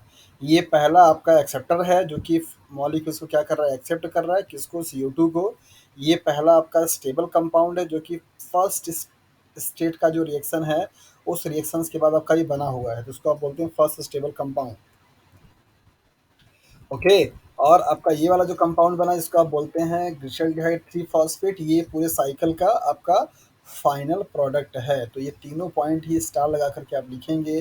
First CO2 acceptor in C3 cycle that is the RUBP। First stable compound of C3 cycle that is the 3PGA, not G3P। 3PGA is the first stable compound of C3 cycle 3 phosphoglyceraldehyde। जबकि G3P जो होगा आपका क्या होगा, final compound होगा। तो यहाँ पे एक स्टाइकोमेट्री देखिए, तो 15 कार्बन RUBP से, 3 कार्बन CO2 से मिलकर के 18 कार्बन, और एक कन्वर्जन हुआ किसमें आपका 3 कार्बन का 6 मॉलिक्यूल्स मीन्स 18 कार्बन। तो यहाँ पे भी कितना बन गया 18 कार्बन। तो 6 मॉलिक्यूल्स आपका बनेगा 3PGA का, और इसके बाद यहाँ पे इससे रिएक्शंस होंगे, यहाँ पे रिडक्शन होगा ATP मॉलिक्यूल्स का, यहाँ पे यूटिलाइजेशन होकर के ADP बनेगा, फिर से NADPH मॉलिक्यूल्स का ऑक्सीडेशन होकर के ये बनेगा। तो यहाँ पे 6 मॉलिक्यूल्स क्या बनेगा आपका G3P, ग्लिसरॉल्डिहाइड 3 फॉस्फेट। ये भी आपका 3 कार्बन का ही कंपाउंड है। तो यहाँ पे भी नंबर ऑफ कार्बन 18 ही हो जाएगा। इस 6 मॉलिक्यूल्स में से एक मॉलिक्यूल्स आपका क्या बनेगा, एज अ बाई प्रोडक्ट बन जाएगा। बाकी 5 मॉलिक्यूल्स क्या होंगे आपके, फिर से चले जाएंगे। तो 5 3 जा 15, कन्वर्जन किस में हो जाएगा, 5 कार्बन के 3 मॉलिक्यूल्स में। यहाँ पे 5 मॉलिक्यूल था 3 कार्बन के कंपाउंड का। तो यहाँ पे आप लिख सकते हैं 3C into 5 is equal to 15 carbon. यहाँ पे जस्ट उल्टा हो जाएगा, 3 मॉलिक्यूल्स हो जाएंगे 5 कार्बन के, तो कितना हो जाएगा 15 कार्बन। तो 6 मॉलिक्यूल जो आपकी J3P आपका बना इस केल्विन साइकिल में, उसमें से सिर्फ और सिर्फ एक मॉलिक्यूल आपका क्या होगा, फर्दर जाएगा ग्लूकोज के सिंथेसिस कराने में। बाकी 5 मॉलिक्यूल्स आपके रीजनरेट हो जाएंगे, फिर से बन जाएंगे केल्विन साइकिल में। फिर वो केल्विन साइकिल में रेडी रहेगा अगला वाला CO2 मॉलिक्यूल्स को असिमिलेट करने के लिए। सो केल्विन साइकिल के 3 स्टेप्स से आपको क्या चीज़ समझ में आया है। नंबर पहला, यहाँ पे एक साइकिल में 3 आपके CO2 मॉलिक्यूल्स लगेंगे। एक साइकिल में आपका नेट जो गेन होगा वो एक मॉलिक्यूल का होगा G3P का, और वो एक मॉलिक्यूल जा करके आपका क्या बनाएगा, ग्लूकोज बनाएगा। तो ग्लूकोज में नंबर ऑफ कार्बन कितने होते हैं, दैट इज द 6, और G3P में नंबर ऑफ कार्बन कितने होते हैं 3। तो उस हिसाब से एक ग्लूकोज के मॉलिक्यूल्स को बनाने के लिए केल्विन साइकिल को 2 राउंड करना पड़ेगा। जब 2 राउंड चलेगा तब जाकर के इसका क्या बनेगा, 2 मॉलिक्यूल्स बनेगा। तो ये 3 कार्बन का कंपाउंड है, तो 2 into 3 carbon is equal to क्या बनेगा 6 कार्बन। तब जाकर के ग्लूकोज बन पाएगा। तो एक ग्लूकोज के मॉलिक्यूल्स के लिए कितना कितना आपका कार्बन डाइऑक्साइड आएगा, जरा बताइए फटाफट। तो देखिए, पहले ध्यान दीजिए, 1 CO2 बराबर क्या क्या लग रहा है यहाँ पे, ध्यान से समझिए, या ऐसे समझिए, 1 CO2 नहीं, 1 G3P is equal to 1 G3P is equal to क्या है, देखिए 1 G3P इज इक्वल टू क्या है, 3 CO2 मॉलिक्यूल लग रहा है आपका, राइट, प्लस 5 RUBP मॉलिक्यूल्स लग रहे हैं। ओके, और इसके बाद और भी क्या हो रहा है, यहाँ पे 6 ATP खर्च हो रही है, यहाँ पे 3 ATP खर्च हो रहा है। तो 6 और 3 9 ATP खर्च हो रही है, प्लस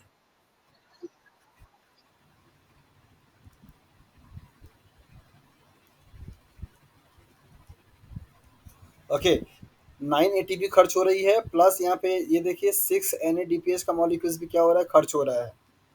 तो 6 NADPH, 3 CO2, 3 RUBP and 9 ATP। तो थोड़ा मैं पहले इसको, क्या हो गया, क्या हो गया अमित,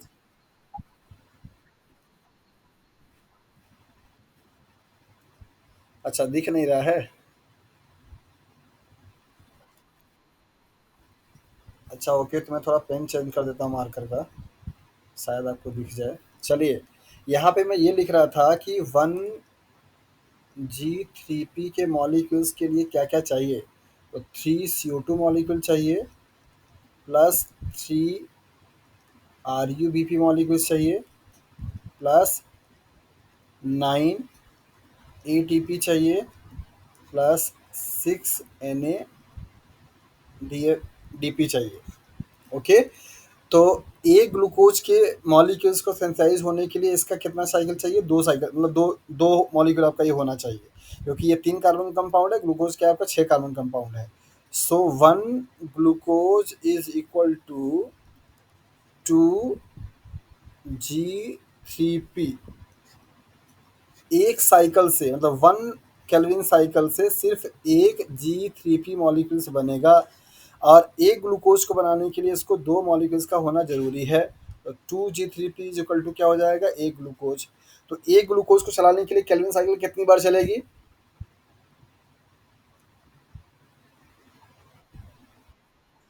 2 टाइम्स चलेगा, वेरी गुड। जब 2 टाइम्स चलेगा तो एक ग्लूकोज के मॉलिक्यूल्स की पूरी कॉस्ट कितनी आएगी? जरा ध्यान से देखें यहाँ पे, ये सारी वैल्यू क्या हो जाएंगे? डबल में हो जाएंगी। मतलब 6 CO2 मॉलिक्यूल हो जाएगा, 6 RuBP मॉलिक्यूल्स हो जाएंगे, 18 ATP हो जाएगा, 12 NADPH मॉलिक्यूल हो जाएगा कि नहीं हो जाएगा?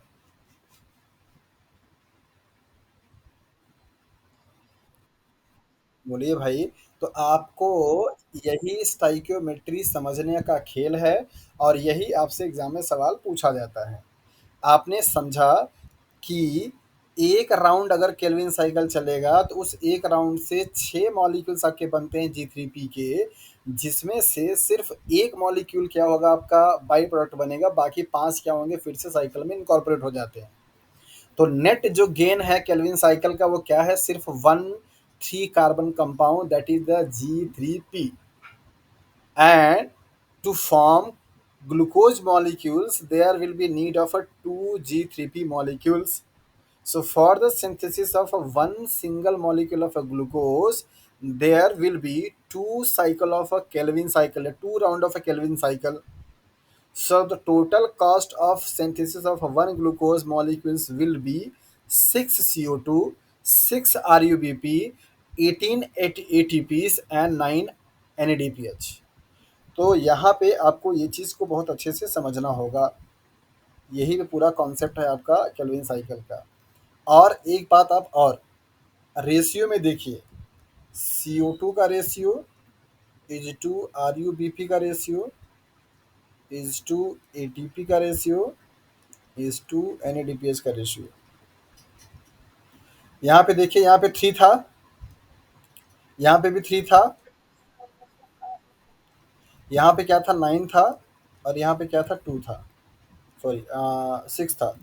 तो 1:3:2, अगर आप इसको यहाँ लिख देंगे तो आपके पास आ जाएगा 1:1:2:3। ये स्टाइक्योमेट्री याद रखिएगा। ये 1 किसके लिए है? CO2 के लिए है। ये 1 किसके लिए है? RuBP के लिए है। ये किसके लिए है? NADPH के लिए है। ये किसके लिए है? ATP के लिए है। तो CO2, RuBP, NADPH and ATP के लिए रेशियो है 1:1:2:3। समझ आया? ओके, चलिए। यहाँ पर आपको नीचे एक रिएक्शन लिखा हुआ है कि the net equation for the Calvin cycle is 3 CO2 molecules, 6 NADPH molecules, 9 ATP molecules, 1G3P plus 6 NADP plus NDPI। तो यही आपका एक G3P मॉलिक्यूल्स का क्या होता है? फॉर्मेशन होता है एक केल्विन साइकिल से। बस यही याद रखिएगा, ठीक है?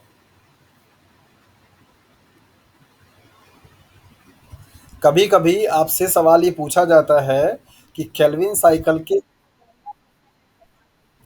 हाँ, ये है तो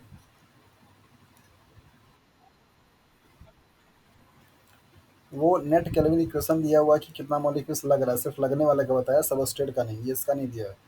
मतलब ये जो लगा है ये, और ये जो ये लगा है ये देना चाहिए था, बट नहीं है। आप ध्यान से देखिए कि आपसे पूछा जाता है कि केल्विन साइकिल के किस स्टेज में एटीपी का आपका क्या हो रहा है, मतलब कि कंजप्शन हो रहा है, या एनएडीपीएच मॉलिक्यूल्स का हो रहा है। तो आपसे ये भी सवाल पूछे जाते हैं, तो ध्यान दीजिए जरा यहाँ पे कि एटीपी का जो कंजप्शन हो रहा है वो कहाँ कहाँ पे हो रहा है। एक तो रीजनरेशन फेज में हो रहा है, दूसरा आपका that is the carbon fixation वाले फेज में हो रहा है ना, पहला स्टेज और तीसरा स्टेज। जबकि आपका एनएडीपीएस मॉलिक्यूल्स का कहाँ पे हो रहा है, रिडक्शन वाले फेज में हो रहा है। तो एटीपी एटीपी कंजप्शन इन C3 साइकिल कहाँ कहाँ पे होगा, पहला आप यहाँ पे देखिए that is the carbon fixation वाले साइकिल में हो रहा है। कार्बन फिक्सेशन क्या बोला था, कार्बोक्सिलेशन, तो आप यहाँ पे लिख सकते हैं कार्बोक्सिलेशन यहाँ पे। और दूसरा आपका क्या होगा, रीजनरेशन। और अगर आपसे बात किया जाएगा कि NADPH मॉलिक्यूल्स के लिए, तो आप क्या बताएंगे, that is the reduction phase. इसको याद रखिएगा। तो पूरा आपको कैलोरी साइकिल होपफुली अच्छे से समझ में आ गया होगा। अब यहाँ पे आपको बाकी स्टेप्स लिखे गए हैं। रिडक्शन के फेज में क्या होगा, कन्वर्जन होगा G3P का 3PG का आपका G3P में। और यहाँ पर आपको दिखाया जा रहा है कि जब आपका ये बन जाता है तो किस तरीके से आपका कब किस कंडीशन में ये माइटोकॉन्ड्रिया मतलब स्ट्रोमा से बाहर जाएगा, किस कंडीशन में ये रहेगा। अच्छा, यहाँ से सवाल बनता है कि स्टार्च का सिंथेसिस या स्टार्च का फॉर्मेशन कहाँ पर होता है प्लांट की बॉडी में। ऑप्शंस दिया रहेगा आपको, दैट इज साइटोसॉल में। दूसरा दिया रहेगा आपको दैट इज द क्लोरोप्लास्ट में। तीसरा दिया रहेगा स्ट्रोमा में। इस तरीके से तो आप यहाँ पे देखिए इसको, केल्विन साइकिल जो आपकी चल रही है, तो ये आपका पूरा साइटोसॉल है। ये वाला पोर्शन पूरा बाहर का, ये पूरा क्लोरोप्लास्ट का है। और ये आपका क्या है, दैट इज द स्ट्रोमा है, ये वाला रीजन। और ये आपका पूरा थैलाकोइड का वो है।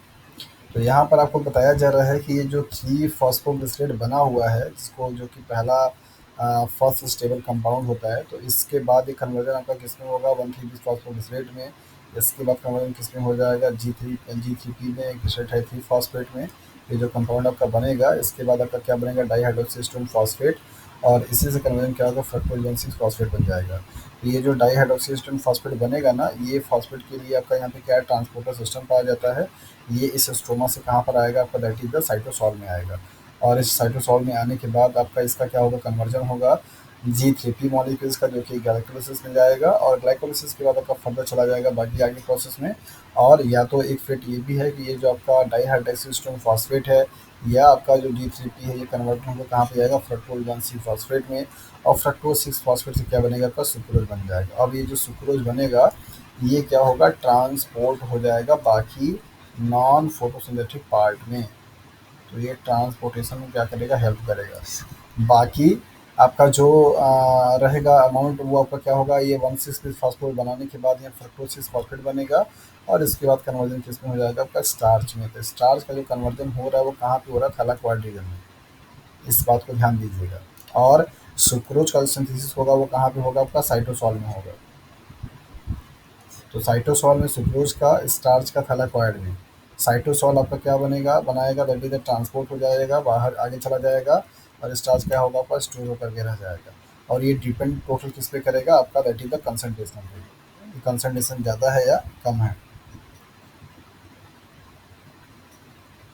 हेलो।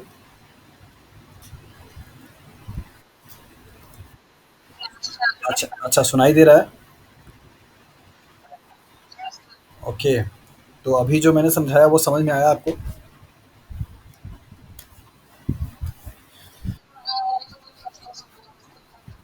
कौन सा अभी जो लास्ट फिगर था, इस फिगर में आपको ये बताया गया कि जब केल्विन साइकिल से पहला जो कंपाउंड आपका बना, that is the 3 PGA molecules, उसका पॉसिबल फेट क्या है।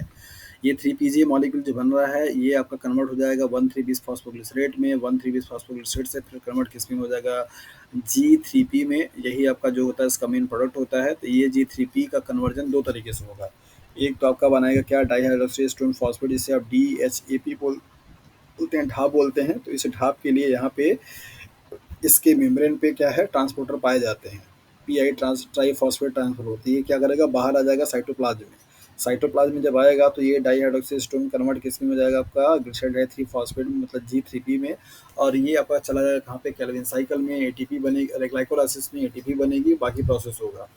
और ये दोनों मॉलिक्यूल्स फिर से दूसरे फॉर्म में कहाँ जा सकते हैं, आपका फ्रक्टोज 1,6 फॉस्फेट में। और फ्रक्टोज 1,6 फॉस्फेट जब बनेगा तो यहाँ पे कन्वर्टिंग किसमें होगा, फ्रक्टोज 6 फॉस्फेट में। और उसके बाद क्या बन जाएगा, आपका सुक्रोज बन जाएगा। तो ये सुक्रोज की सिंथेसिस कहाँ पे हो रही है during the process of photosynthesis, that is cytosol में। और ये सुक्रोज क्या करेगा आपका, अब ट्रांसपोर्ट सिस्टम में पार्टिसिपेट करके नॉन फोटोसिंथेटिक वाले एरिया में जाकर क्या होगा, पहुंचाने का काम करेगा। तो सुक्रोज और स्टार्च ये दो आपके बनते हैं फोटोसिंथेसिस के फाइनल प्रोडक्ट के रूप में। स्टार्च कब बनेगा, सुक्रोज कब बनेगा और कहाँ बनेगा, इससे सवाल आपका बनता है। तो कहाँ बनेगा ये आपने देख लिया, मतलब कि कहाँ बनेगा स्टार्च, कहाँ बनेगा आपका, that is the mitochondria chloroplast के थाइलाकोइड रीजन में। जबकि आपका सुक्रोज कहाँ पे बनेगा, साइटोप्लाज्म में या साइटोसॉल में, राइट। तो ये दोनों का लोकेशन आपसे पूछा जाता है। कंडीशंस इनके लिए क्या होंगी, कैसे होंगे, मतलब किस कंडीशन पे आपका बन सकता है कि आपका स्टार्च कब बनेगा या कब बनेगा। तो इसके लिए कंसंट्रेशन का क्या क्या चीज़ रहेगा,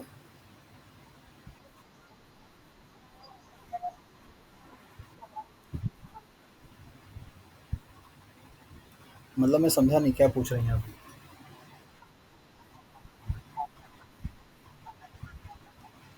हाँ, अच्छा ये बन, हाँ ये आपका जो कन्वर्जन है ये वाले पॉइंट आप पूछ रही हैं शायद, है ना। हाँ हाँ हाँ, बिल्कुल बिल्कुल। और ये आपको याद रखना होगा कि कब आपका ये सुक्रोज बनेगा, कब आपका स्टार्च बनेगा और कब ये ट्रांसपोर्टेशन होगा, उसके लिए भी कुछ कंसेप्ट है। वो डिपेंड करता है इनऑर्गेनिक फॉस्फेट पे।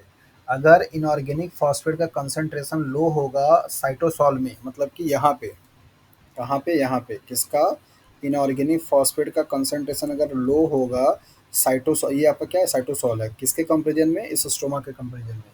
तो उस कंडीशन में क्या होगा, स्टार्च सिंथेसिस होगी, क्या होगा, स्टार्च की सिंथेसिस होगी, ओके, क्लोरोप्लास्ट में। मतलब जब इनऑर्गेनिक फॉस्फेट का कंसंट्रेशन लो होगा, कहाँ की कंडीशंस में, यहाँ कंडीशन में लो होने का मतलब हुआ कि यहाँ पे आपको इनऑर्गेनिक फॉस्फेट लो है, दैट मीन्स कि एटीपी का प्रोसेस अच्छा है, मतलब एटीपी वहाँ पे ज़्यादा बना हुआ है। और अगर एटीपी बाहर में ज़्यादा होगा दैट मीन्स कि एनर्जी की रिक्वायरमेंट नहीं है, मतलब ग्लाइकोलिसिस चलाने की ज़रूरत आपकी नहीं होगी। तो ग्लाइकोलिसिस चलाने की ज़रूरत नहीं होगा तो ये आपका मॉलिक्यूल्स यहाँ पे बाहर नहीं आएगा, और उस कंडीशंस में ये कन्वर्ट होकर के क्या बना देगा, स्टार्च बना देगा। तो जब आपका इनऑर्गेनिक फॉस्फेट का कंसंट्रेशन साइटोसॉल में कम होने का मतलब हुआ कि यहाँ पे एटीपी क्या होगा, ज़्यादा होगा। ऐसा क्यों मैं बोल रहा हूँ, इसको ध्यान से समझिए। जब एडीपी मॉलिक्यूल्स का कॉम्बिनेशन होता है पीआई से तो क्या बनता है, आपका एटीपी बनता है। और ये कब बनता है, जब इन दोनों कंसंट्रेशन आपका ज़्यादा होगा। तो इसका कंसंट्रेशन कम होने का मतलब हुआ कि मैक्सिमम से मैक्सिमम एडीपी आपका कंबाइंड होकर के एटीपी बना चुका है। ये बात समझ में आ रही है आप लोगों को।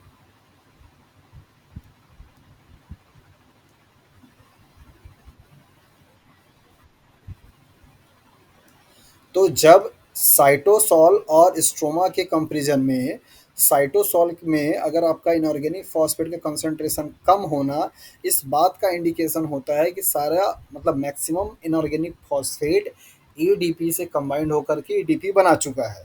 तो अगर पीआई का कंसंट्रेशन लो होगा दैट मीन्स कि एटीपी कंसंट्रेशन क्या होगा, ज़्यादा होगा। और अगर साइटोसॉल में एटीपी का कंसंट्रेशन ऑलरेडी ज़्यादा है तो क्या उस सेल्स में फर्दर ग्लाइकोलिसिस, टीसी साइकिल ये सब चलने की ज़रूरत होगी, नहीं चलेगी। तो इसका मतलब कि जो आपका ये G3P मॉलिक्यूल्स बना, वो मॉलिक्यूल्स अब क्या होगा, स्टोर होगा किस फॉर्म में, स्टार्च के फॉर्म में। तो उस कंडीशन में आपका ये जो ट्रांसपोर्टर है यहाँ पे काम नहीं आएगा, मतलब यहाँ पे काम नहीं करेगा। ये आपका रूट चेंज करके यहाँ पे चला जाएगा और इसके थ्रू आपका स्टार्च का सिंथेसिस करेगा। सो स्टार्च की सिंथेसिस कहाँ पे होगी, क्लोरोप्लास्ट में होगी। कब होगी, जब साइटोसॉल में एटीपी का कंसंट्रेशन ज़्यादा होगा या इनऑर्गेनिक फॉस्फेट कंसंट्रेशन क्या होगा, कम होगा। जस्ट इसका उल्टा होगा आपका सुक्रोज के सिंथेसिस करने के लिए। मतलब जब आपका साइटोसॉल में इनऑर्गेनिक फॉस्फेट का कंसंट्रेशन क्या होगा, हाई होगा, हाई होने का मतलब क्या हुआ कि एटीपी मॉलिक्यूलर कंसंट्रेशन क्या होगा आपका, लो होगा। तो सेल्स को जरूरत क्या है एटीपी बनाने का, राइट। तो एटीपी बनाने के लिए क्या चलाना होगा, ग्लाइकोलाइसिस चलाना होगा। और ग्लाइकोलाइसिस चलाने के लिए क्या चाहिए होगा, जी थ्री पी चाहिए होगा। तो ये जो जी थ्री पी यहाँ पे बना है आपका, ये आपका कन्वर्ट होकर के इसमें आएगा और ये ट्रांसपोर्ट होकर के आएगा यहाँ बाहर और फिर कन्वर्ट होगा ये, तब जाकर के वो ग्लाइकोलाइसिस चलाएगा और एटीपी क्या करेगा, बनाएगा। और उसी टाइम पे आपका ये जो मॉलिक्यूल होगा वो कुछ मॉलिक्यूल्स कन्वर्ट होकर के सुक्रोज बनाएंगे। तो सुक्रोज सिंथेसिस के लिए क्या कंडीशन बन गया, high inorganic phosphate in cytosol, low ATP concentration. और स्टार्च के लिए कंसंट्रेशन क्या हो गया, low inorganic phosphate and high ATP in cytosol as compare to the माइट्रोक्लोरोप्लास्ट स्ट्रोमा। ये कॉपी में बहुत अच्छे से अपने हैंडराइटिंग में लिख लीजिएगा आप लोग। ये एग्जाम में आपके सीएसआईआर के सवाल पूछा जा चुका है कि स्टार्च की सिंथेसिस कब होगी, कहाँ होगी, या सुक्रोज का सिंथेसिस कब होगा और कहाँ होगा। तो दोनों का कंपार्टमेंट भी अलग है, दोनों का कंडीशन भी अलग है। और कंडीशन को आपको बहुत अच्छे से समझना होगा कि स्टार्च आपका क्या है, स्टोर फूड मटेरियल है। और स्टोर आपकी बॉडी में कब होता है, जब आपकी बॉडी में उस चीज़ की पहले से ही क्या हो, हाँ, आपके बॉडी में ग्लाइकोजन कब बनता है, जब आपकी बॉडी में आपकी बॉडी के ज़रूरत से ज़्यादा ग्लूकोज मॉलिक्यूल्स आपने खाना खा करके ले लिया। किसी दिन बफर पार्टी में गए, 2 पूड़ी की बजाय 4 पूड़ी खींच के चले आए। पता लगा आपकी ज़रूरत आपकी 2 पूड़ी की थी, आपने 4 पूड़ी खा लिया। तो 2 पूड़ी का जो एनर्जी होगा क्या करेगा? जाकर के वो ग्लाइकोजन के फॉर्म में कन्वर्ट हो जाएगा। तो वैसे ही प्लांट के केस में भी है, 4 ग्लूकोज का मॉलिक्यूल उसको चाहिए था, बना दिया 12 ठो। तो 8 ठो जो ग्लूकोज मॉलिक्यूल्स बचे वो क्या करेगा, जाकर स्टोर हो जाएगा कहाँ पे, स्टार्च में। तो जब उसके पास ऑलरेडी पहले से एटीपी रहेगा तो एटीपी को बनाने वाला प्रोसेस वो क्या करेगा, बंद कर देगा। समझ आया?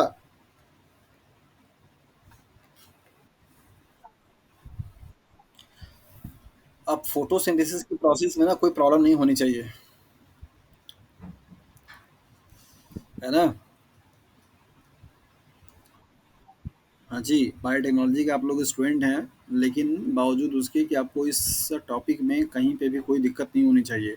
ये टॉपिक ज़रूर ही प्लांट फिजियोलॉजी का है, लेकिन है पूरा ये बायोकेमिस्ट्री का। सो यहाँ पे हम लोग उसे बायोकेमिस्ट्री के तरीके से ट्रीट करेंगे, ना कि इस बात को रखेंगे दिमाग में कि हम तो बायोलॉजी बॉटनी के स्टूडेंट नहीं है, तो हम कैसे पढ़ें। ऐसा नहीं है, आपको यहाँ पे कुछ भी बॉटनी दिखाई दे रहा है।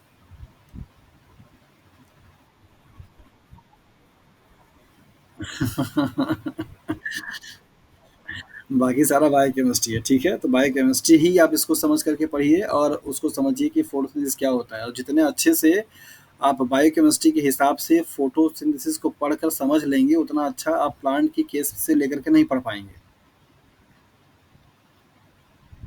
समझ में आ रहा है? तो अब आपको फोटोसिंथेसिस में एकदम अच्छे से पकड़ आपकी बन जानी चाहिए। मतलब आप सवाल करें तो बॉटनी वाला कैंडिडेट भी एक बार सोचे कि हाँ ढंग का सवाल बना है। ठीक है, ओके। वैसे ये टॉपिक बॉटनी वाले भी बायोकेमिस्ट्री में ही पढ़ते हैं, तो आप उनको हल्के में ना लीजिए। और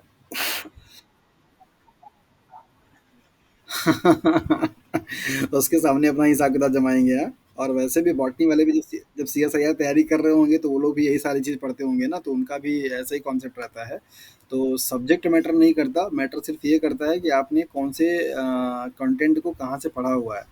तो अगर आप ऐसे इंडियन ऑथर,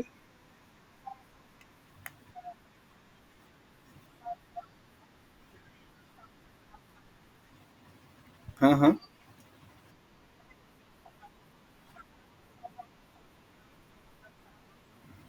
तो मतलब आप अपने हस्बैंड पे ही अप्लाई करेंगे।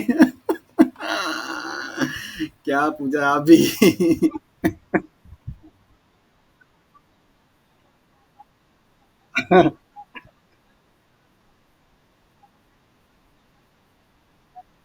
अच्छा, तो क्या बताया वैसे बात में आपके हस्बैंड ने? अच्छा, तो मतलब आप अपने आप को पढ़ा करके अच्छा फील की कि मैंने आपको बताया।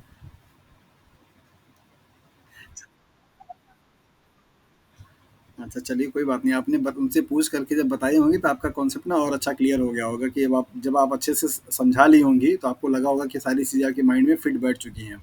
और ये अच्छी बात है, कोई चीज़ अगर आपको कोई चीज़ जब परेशान किया करे ना, तो आप किसी अपने घर के छोटे बच्चे को बैठा के समझा दिया करो, सुनो पहले ये चीज़ क्या होता है, ज़बरदस्ती उसको चाहे मम्मी हो, पापा हो, घर में अगर दीदी हैं, बड़े भाई कोई भी हो, अगर हैं तो फिर आप उनसे सवाल करके उनको समझाइए कि ऐसे नहीं ऐसे होता है। एक बार अगर आप किसी को भी समझा देते हैं ना, तो वो चीज़ आपके माइंड में एकदम क्लियर हो जाती है। ये फ़ायदा होता है। ओके। हुँ।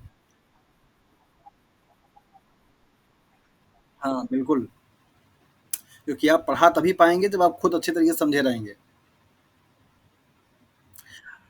ओके, लास्ट स्टेप है आपका रीजनरेशन का, जहाँ पर आपको पहले ही मैंने बता दिया था कि जो आपके 6 मॉलिक्यूल्स बने हुए हैं, उन 6 मॉलिक्यूल्स ऑफ G3P में से 5 मॉलिक्यूल्स फिर से साइकिल में कंटिन्यू हो जाएँगे एंड 1 मॉलिक्यूल ऑफ G3P क्या होगा, एज़ अ बाई प्रोडक्ट के रूप में बन जाएगा।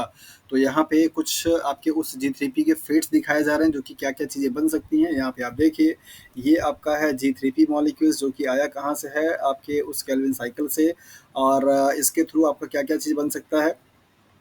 सो पहला आपका यहाँ पे एंजाइम है एल्डोलेज, जिससे कि कन्वर्जन फ्रक्टोज 1,6 बिसफॉस्फेट हो सकता है या डाइहाइड्रोक्सीस्टोन में हो सकता है। इसके बाद इसका कन्वर्जन इस एंजाइम के थ्रू किस में होगा, फ्रक्टोज 6 फॉस्फेट में, जो कि आपका ये ग्लिसरॉल 3 फॉस्फेट बना सकता है। इससे आपका जाइलोज बन सकता है, इससे आपका इरेथ्रोज बन सकता है, जो कि आरबीसी में चला जाएगा। और इसी से आपका हाइड्रोक्सीस्टोन भी बन सकता है। यहाँ पे आपको सीडोहेप्टुलोज बन जाएगा, ये वाला आपका प्रोसेस है, यहाँ पे बन जाएगा। और इसके बाद ये कंटिन्यू हो जाएगा सीटोक्लोज 7 में, फिर आपका ट्रांसकीटोलेज हो जाएगा, इसके बाद आपका ये बन जाएगा। ये सारे कन्वर्जन आपको यहाँ पे दिखाए जा रहे हैं उस एक मॉलिक्यूल ऑफ G3P के।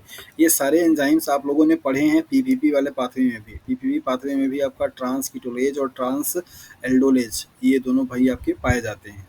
ओके। तो अगर आपसे कभी कोई पूछेगा कि आपकी बॉडी में केल्विन साइकिल क्यों नहीं चल सकती है, तो आप उसके लिए बता सकते हैं कि ये जो कुछ एंजाइम्स हैं ना, ये वाले एंजाइम्स हमारी बॉडी से ये सीडोहेप्टुलेज वाला सीडोहेप्टुलोज 175 फॉस्फेटेज, और पहला आपका जो लगा था आरयूबीपी फॉस्फेटेज, ये कुछ एंजाइम्स जिसे ये तो आपकी बॉडी में ही पाया जाता है, ये भी आपकी बॉडी में पाया जाता है, ये भी आपकी बॉडी में पाया जाता है, राइट। ये सब कुछ एंजाइम्स हैं जो कि हमारी बॉडी में पाए जाते हैं। लेकिन कुछ 3 ऐसे एंजाइम्स हैं जो कि केल्विन साइकिल में इन्वॉल्व होते हैं। उन 3 एंजाइम्स के एब्सेंस होने की वजह से हमारी बॉडी में केल्विन साइकिल नहीं पाया जाता। अगर हमारी सेल्स में अगर वो तीनों एंजाइम पाए जाएँ, तो हमारी बॉडी भी कार्बन डाइऑक्साइड को फिक्स करना शुरू कर देगी, राइट। लेकिन वो एंजाइम्स नहीं है, फंक्शनल नहीं होता है, दैट इज़ वाई हमारी बॉडी में केल्विन साइकिल नहीं चलता है। तो नेक्स्ट हम लोग यहाँ पे देखेंगे स्टाइकोमेट्री, जो कि पहले से ही आपको बहुत देर से समझा रहा था। उसका पूरा पिक्चोरियल फॉर्म यहाँ पे आपको यही है कि 3CO2 मॉलिक्यूल्स आपका क्या होगा, लगेगा यहाँ पे। ये सारा का सारा किसके लिए हो रहा है, 1 मॉलिक्यूल ऑफ ग्लिसराइड 3 फॉस्फेट के लिए। तो आपको अच्छे तरीके से पता है कि यहाँ पे 2 मॉलिक्यूल्स आपका लगेगा किसके लिए, एक ग्लूकोज के मॉलिक्यूल्स के लिए। तो ये सारा का सारा जो आपका रिएक्शन होगा वो चेंज हो जाएगा। तो हम लोगों ने ऊपर अभी क्या देख करके आए थे, दैट इज द रेशियो देख करके आए थे हम लोग, CO2 मॉलिक्यूल्स का प्लस जी RuBP मॉलिक्यूल्स का प्लस NADH मॉलिक्यूल्स का प्लस ATP मॉलिक्यूल का। तो इसका रेशियो था 1:1:2:3। और यहाँ पे आपको लिख दे रहे हैं for 1 glucose molecule is equal to 2 turn of C3 cycle is equal to क्या क्या हो जाएगा, 2 इंटू, यहाँ पे आप इसको शायद 2 लिख सकते हैं, या फिर आप इसको क्या लिख सकते हैं, 2 इंटू 9, मतलब कि 18 ATP। और क्या लिख सकते हैं,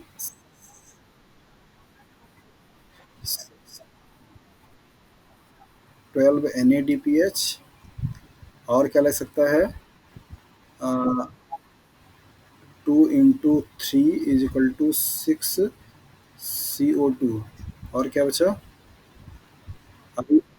RUBP। तो 2 into 3 is equal to 6 RUBP। ये भैया अच्छे तरीके से टेबल बना लीजिएगा, क्या पूछेगा वो आप ध्यान दीजिएगा। ओके। और एक चीज़ और भी है यहाँ पे, एक ग्लूकोज के मॉलिक्यूल्स के लिए बनाने के लिए बेसिकली क्या होगा, दो मॉलिक्यूल्स आपको G3P की रिक्वायरमेंट होगी, यहाँ पे लिखा हुआ है। For one glucose molecules to turn of Calvin cycle की रिक्वायरमेंट होगी, और वन ग्लूकोज के मॉलिक्यूल्स के लिए टू आपका ये चाहिए होगा G3P का। ये सारे जितने भी आपके इक्वेशंस और रिलेशंस हैं उनको अच्छे से याद रखिएगा। ये भी 1:1:2:2:3, ठीक है। और ये साइकिल पूरा क्या है आपका, C3 साइकिल है या कैल्विन साइकिल है।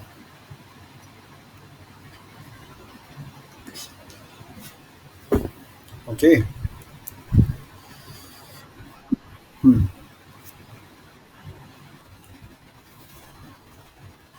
ओके, नेक्स्ट हम लोग पढ़ेंगे C4 साइकिल के बारे में या हैचन स्लैश साइकिल के बारे में। ये बताइए कि कल छुट्टी है आप लोगों की?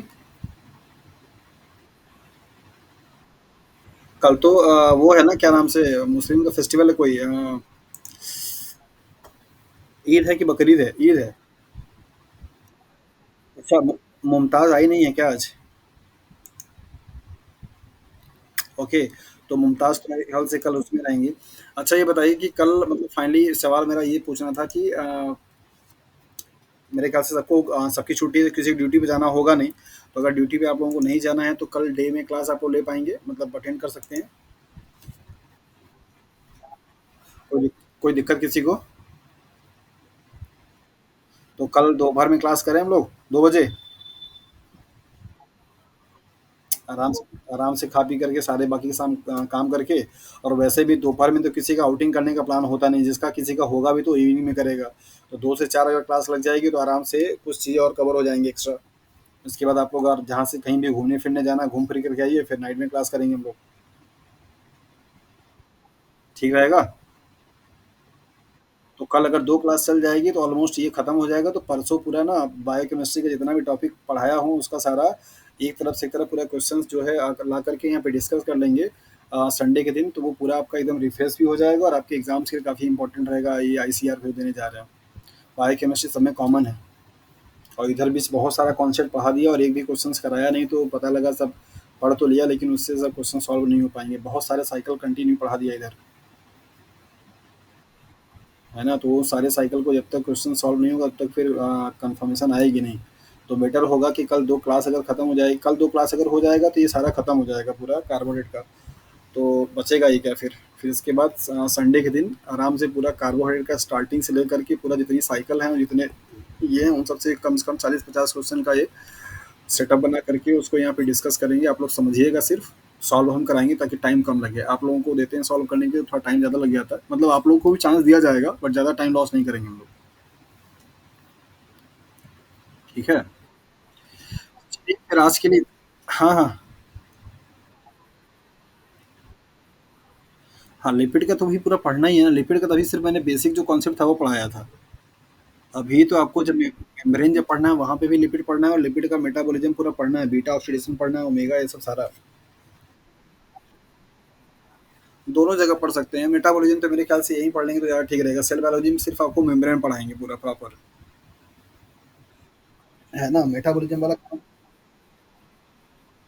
हाँ बायोकेमिस्ट्री अभी चलेगा। जैसे सपोज कि अभी बायोसिंथेसिस अगर पढ़ाना शुरू करेंगे तो चलेगा। अभी न्यूक्लियोटाइड का भी बायोसिंथेसिस है और लिपिड का भी बायोसिंथेसिस है, तो चलेगा अभी।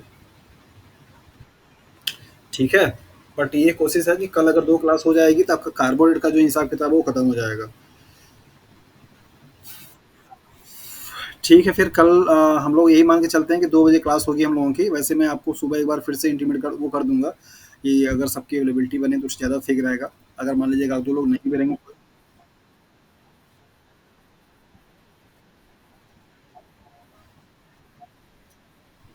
नहीं है। हाँ, वही चीज़ कर रहे हैं। अगर 1-2 लोग की अवेलेबिलिटी नहीं भी रहेगी तो कोई दिक्कत नहीं है। मतलब अभी जितने लोग हैं वो तो रहेंगे ही, बाकी मैं फिर से एक बार मैसेज कर दूंगा कि 2 बजे से क्लास है आपका। ठीक है। ओके। ठीक है, फिर मिलते हैं कल। Good night.